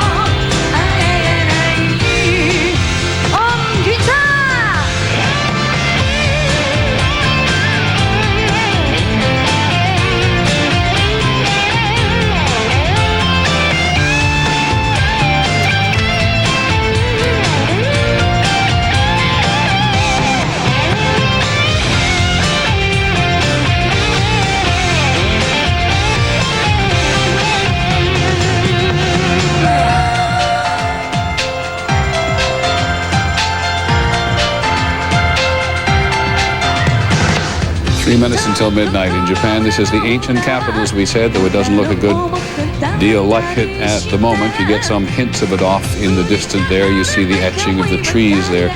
This is the place where they really took the millennium bug very seriously. The Japanese government called on people to stockpile food and water and fuel and medicine ahead of this New Year's holiday, and they were roundly criticized for it.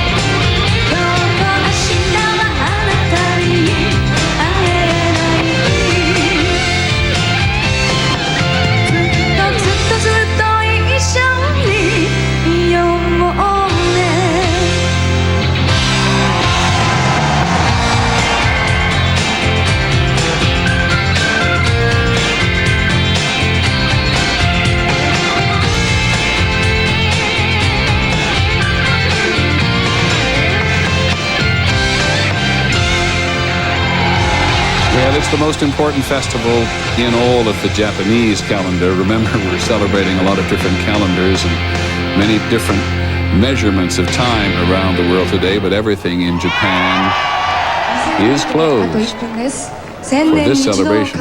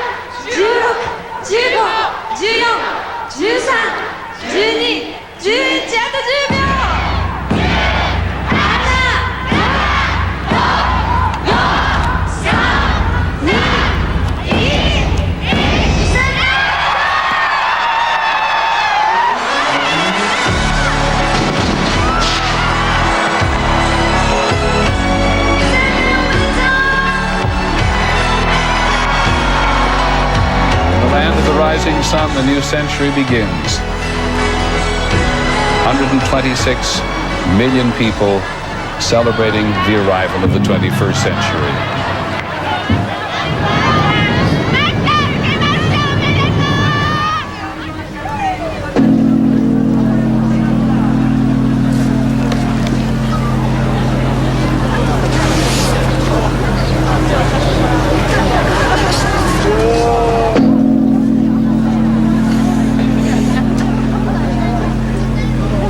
And where Buddhism flourished, first the great bell, and then the cartoon.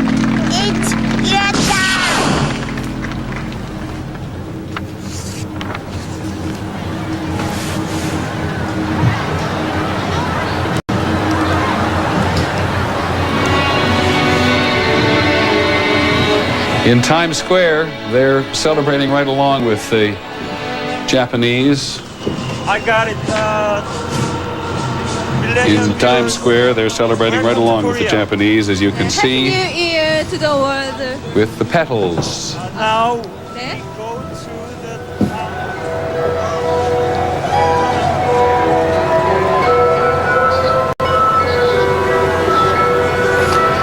And now we go to Korea, to Pushingak in Seoul. Pushingak, the great landmark on Chogno Street, the main street of downtown Seoul, to the Bell Pavilion. Talk about passages of time. The original bell built here was cast in 1468, and I assume this is the local anchor person doing his job. 새철년의 문이 열리는 지금 새 생명과 함께 We'll be back in a moment to continue celebrating with the Japanese and with the Koreans.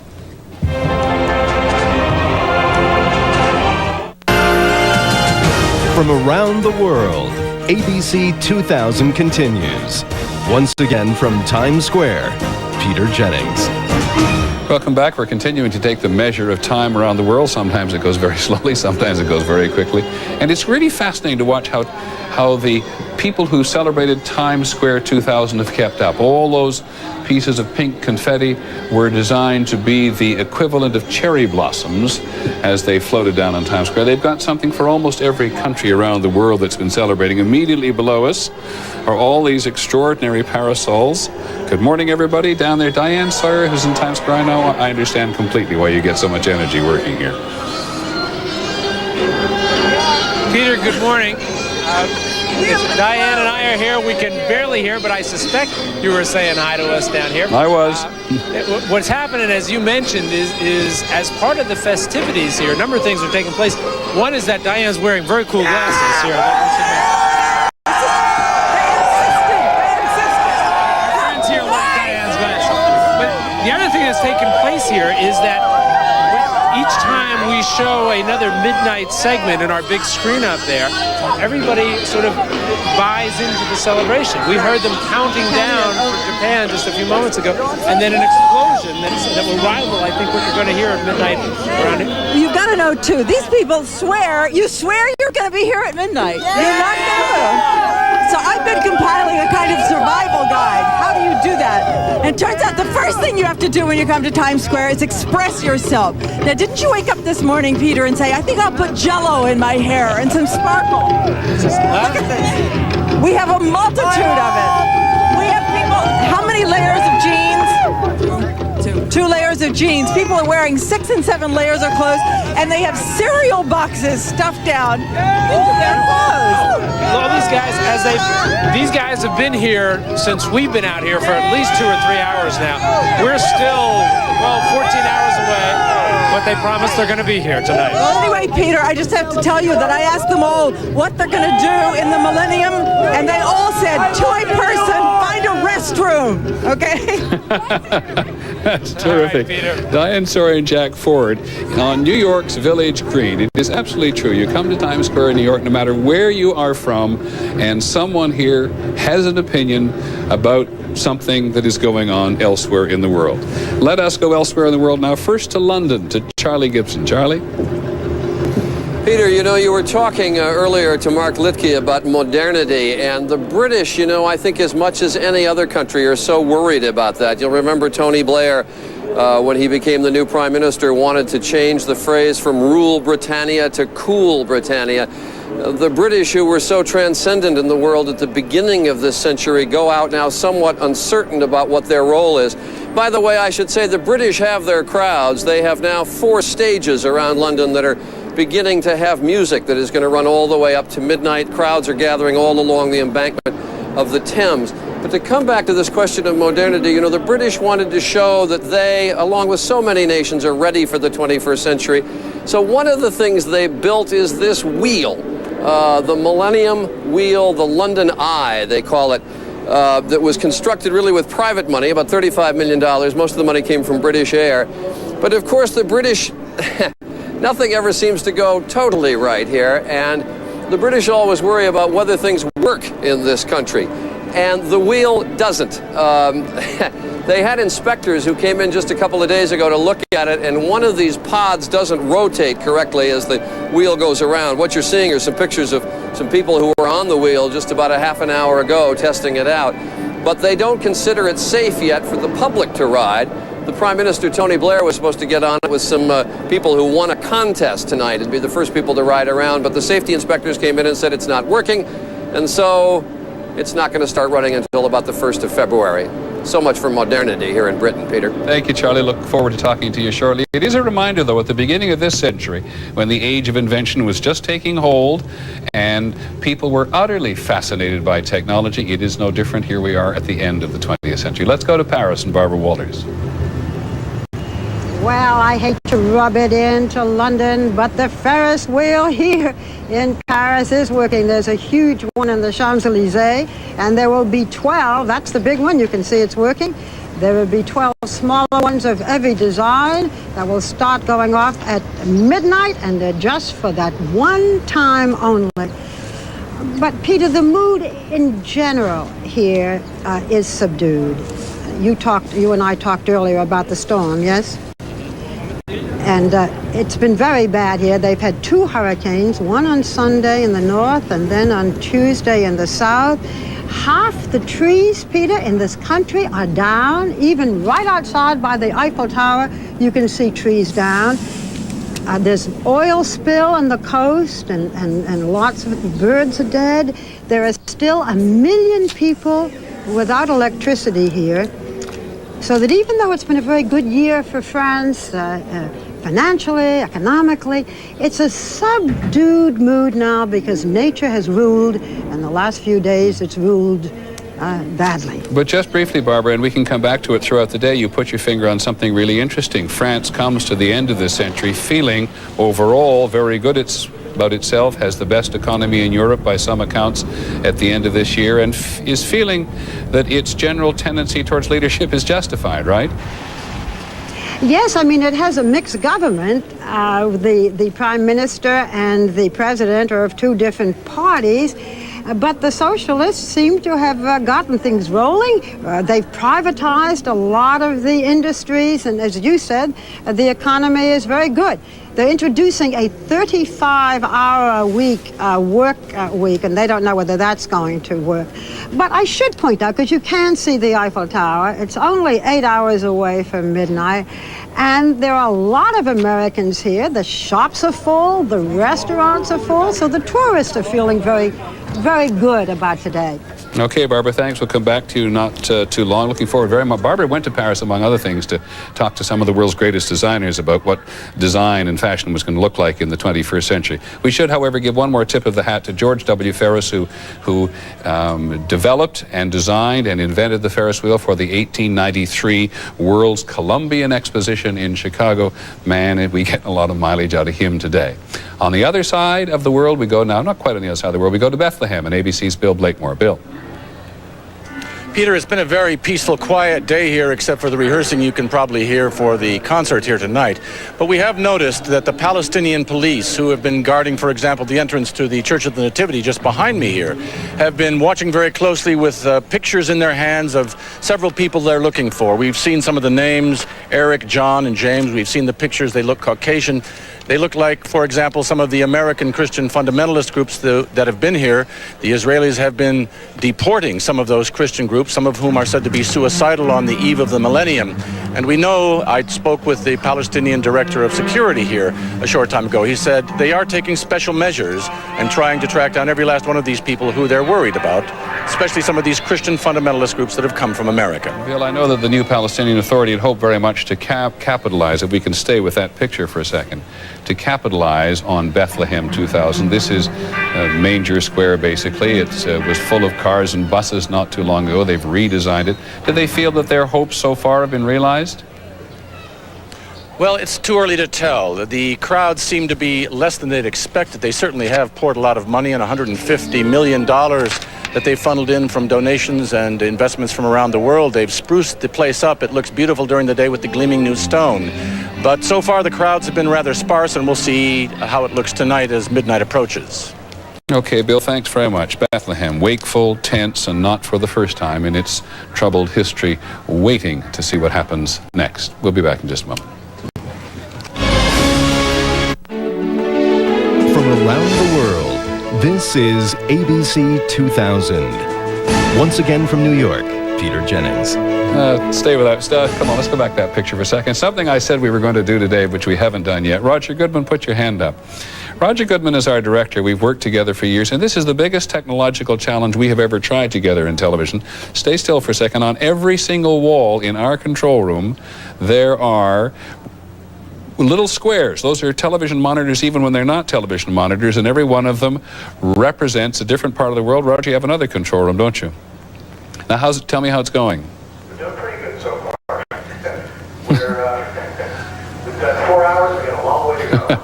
Roger, I don't know if you can hear him or not. He says we're 4 hours and a long way to go. We're members of an enormous international television consortium, and we're getting these pictures from Kiribati, from New Zealand, from Shanghai, from Tokyo, partly from our own cameras when we're working independently, but also partly from the consortium. And the only place, I think, Roger, that it hasn't worked until now is in Fiji. Am I right? That is correct, Peter. Thank you. Who are you talking to up there? I'm talking to you. Oh, that's nice to hear. Roger Goodman, our director. It's an enormous challenge, and we'll check in throughout the day to see it is going. Right now, we want to go to Orlando because Deborah Roberts is there with some very intelligent people. When did you make your plans for New Year's Eve in 1999? Look at, first of all, Florida from our satellite camera, 22,500 miles above the Earth, and we take you right down to Deborah Roberts at Epcot. Hi, Peter. One of the things that has struck me over the last few days as I've wandered around and talked to people is just how far in advance many people made their plans to be here in Walt Disney World, the land of magic, on the eve of the new millennium. There are 1,000 people from Indiana here today who said that they made their plans 10 years ago. But nobody, I have to tell you, Peter, can top this group of folks whom we met just a couple of days ago. They made their plans to be here 19 years ago.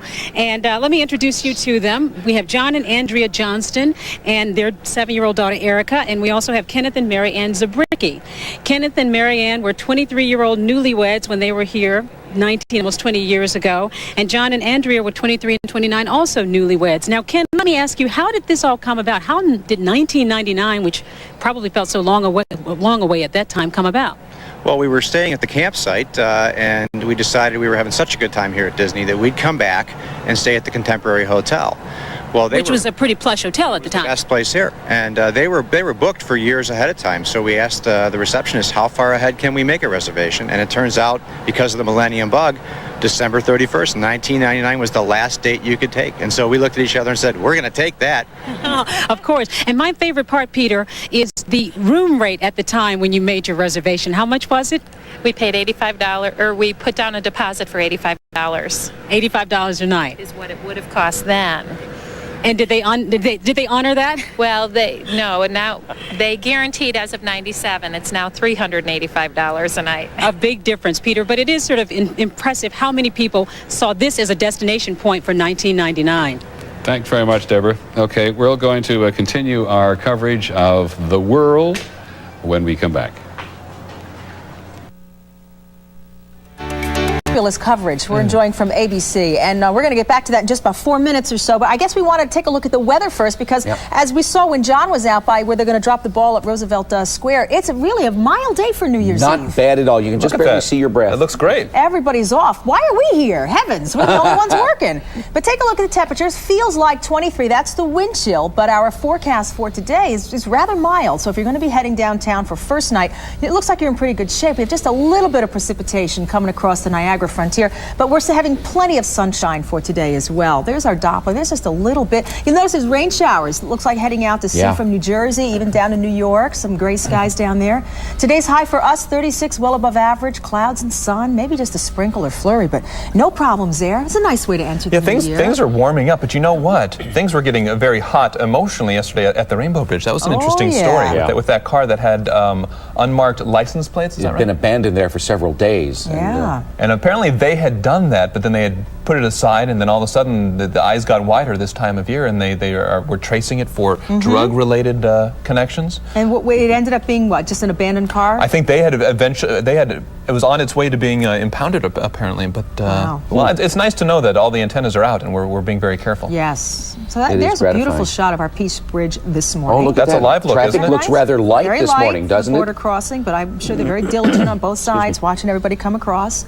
That's what's happening between Canada and the U.S. Interesting, ABC started out just this half hour in Shanghai. Was interesting. They ushered in the new year. They went to Japan.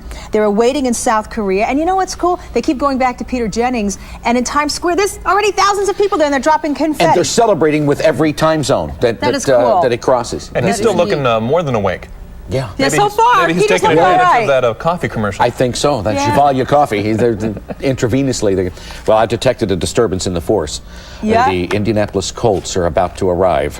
Oh, They're Is going to that be the here siren today. I hear? Yeah, that's right. They're coming in a little early, aren't they? Yeah, they have to. The NFL won't allow travel over New Year's Eve. Here's the prediction. I think Johnson's going to throw for like over 400 yards. I think he's going to have a great. I mean, the guy's rested. I'm all for that. I like that. I'm all for that. Thumbs up for that. We thought we would show this to you also, a special edition Millennium USA Today. This is a really one for as a keeper. You may want to have this. And inside is a whole full-page spread on the biggest live global event in television history. And it is truly a wonderful broadcast. It gives you chills. You watch watching. coverage like they've done this morning. You see the ad like this, makes you fiercely proud to be associated with this network. Totally. Did you see behind the scenes in that control room? We know how hard it is just to do an hour local every day. And our control room doesn't look quite like that. Looked like NASA. No, it did look like NASA. I mean, when you see them going from Africa and then bang right over to Europe without any delays. No glitches, nothing. It's a beautiful It must just be exciting to hear. I hope they're recording the director going. We're going to hearing all the places he's going to. Yeah. Stand by Europe, stand by Paris, take Paris. Exactly. What a bird's eye view of Times Square Peter Jennings has, walking around with that big panorama window. Yeah. It's beautiful. They're going to get an Emmy for this. Yeah. For sure. It's beautiful stuff. Beautiful stuff. By the way, take a look at the 7-day forecast because we here in West New York couldn't be in a better place. Look at Saturday's high 44, and would you believe 50 on Sunday? We might even see a little rain. Game day. Yeah, isn't that great? Well, it's good for us. It should be very comfortable for those who want to go out and buy a ticket the last minute because I believe there are tickets available. Yes, for the there will be. Colts game. But everything's looking real good here in West New York. No place I'd rather be than right here. Right here. I've heard that before, but it never hurts to hear that again. Absolutely. We'll be back with you We shortly. sure will. Happy New Year. Stay right there.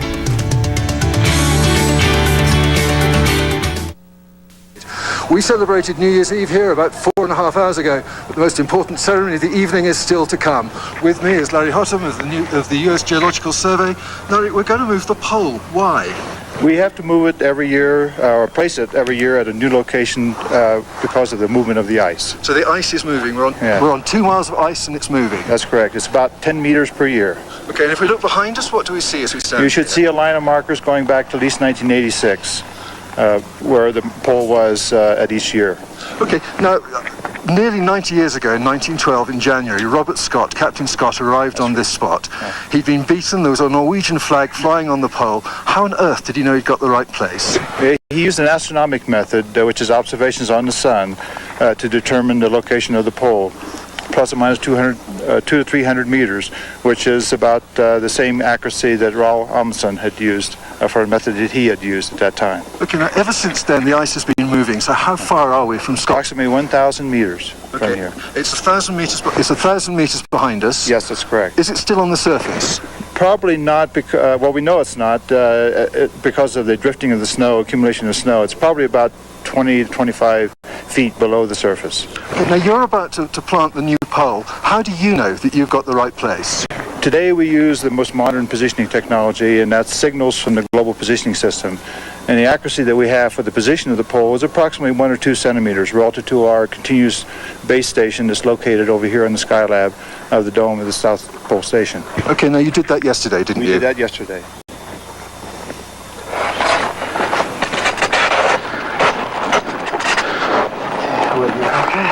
Tighten.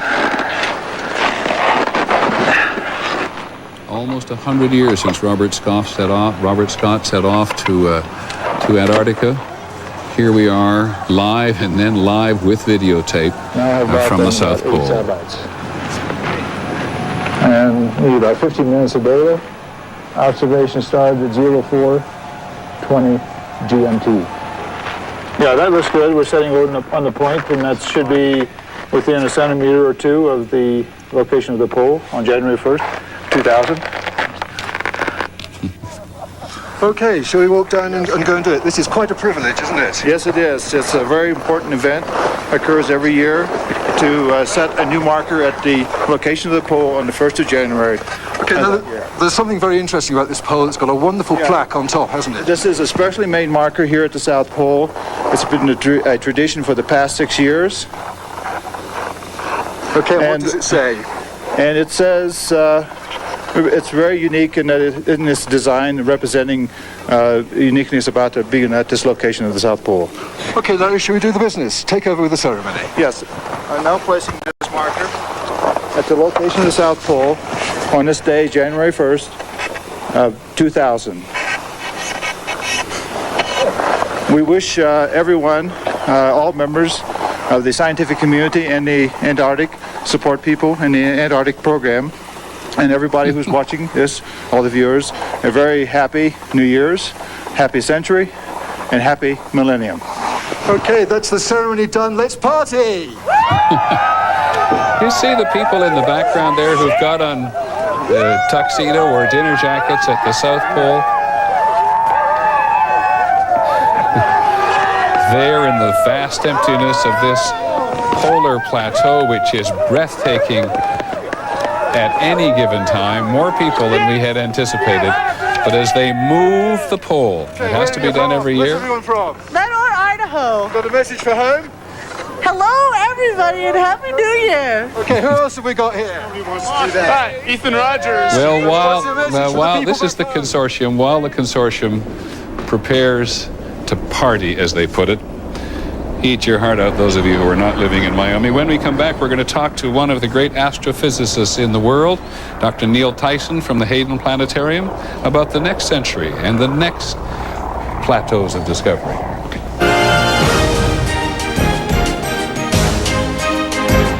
ABC 2000 will continue live from around the world in just a moment. From around the world, this is ABC 2000. Once again from Times Square, Peter Jennings. Well, it isn't even 11 o'clock in the morning Eastern time, and if you want to come down for Times Square later on today, I think you're going to have a very hard time getting here, because that Times Square, the village green of this city, center of the universe, from New Yorkers' point of view, is already beginning to fill up. We're very pleased that Dr. Neil Tyson, as I said, one of the world's great astrophysicists and the director of the Hayden Planetarium, got through here today. Yeah. Watching that stuff from the Antarctic is fascinating. Tell us again, nice and clearly, because no one does it better, why they move the pole. That pole is not stuck in the ground, it's stuck in a glacial sheet. And glaciers move, as that's what they love to do. And over time, over the year, the glacier moves the pole that they inserted a year ago away from where it's supposed to be, so then they just replant it. It's very dramatic to see that long line of poles going up for the last several years. When you talk about millennium, you sure mean something different than most of us. Well, millennium is such a small slice of time in the spectrum of the universe. We've got the Big Bang happening 13 billion years ago. You know, what's 1,000 years between friends? Much has happened in the universe since then, and I and my colleagues spent our careers studying the evolution of phenomenon throughout that time. We managed to get a visual representation of the Big Bang here. Can you tell us what we're looking at? Oh, certainly. All evidence points to the fact that the entire universe began as a single point of very high density that then exploded and brought forth all matter and energy into existence, out of which galaxies, planets, stars, and people were formed. And so what you have... This is happening, what we're looking at, over millions of years? Yeah, well, actually, a lot happened in even the first few minutes. And we can trace the laws of physics that far back. And there's a point where our laws of physics break down. We've got people working on that. Right. But most of the universe we are familiar with is long after all of the real excitement took place in the early universe. Well, when we come back, I want to ask you to give us some sense of where we fit in the history of time. I think people will find it extraordinarily dramatic when they hear just how unimportant we are in terms of the whole line of time. We'll be back in just a moment with Dr. Tyson. This is ABC 2000, the celebration of the millennium. Brought to you by Pepsi, the joy of cola. And by Toyota, taking you into the new millennium.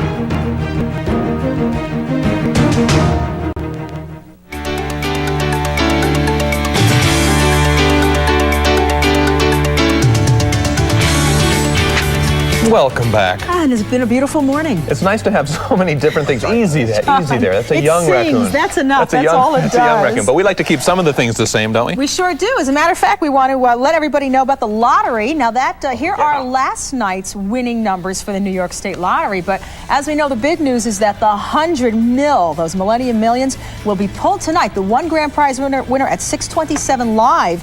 And Yolanda Vega has the honors for doing that. 6:27. Synchronize your watches again. It's time to go out and get a ticket. If you don't have a ticket for that, that's going to be something to keep. We also want to make sure we handle trivia for you this morning. That's right. And I think we have a wonderful person on the phone who sent us a postcard. I believe we have Helen Eakin. That's right. Hi, Helen. How are you? Helen. Happy New Year. Oh, I'm very excited. Are you very excited? A good way to start the millennium. Yes, it is. If I know the answer to this, I'm going to win the lottery tonight. Oh, all right. Well, count us in, all right? Yeah. Oh, will do. All right. Helen, do we understand you're 85? Yes. How did you know that? Well, you know what? You spoke to our producer, and he kind of let us in on that fact. What were your biggest memories of this whole century?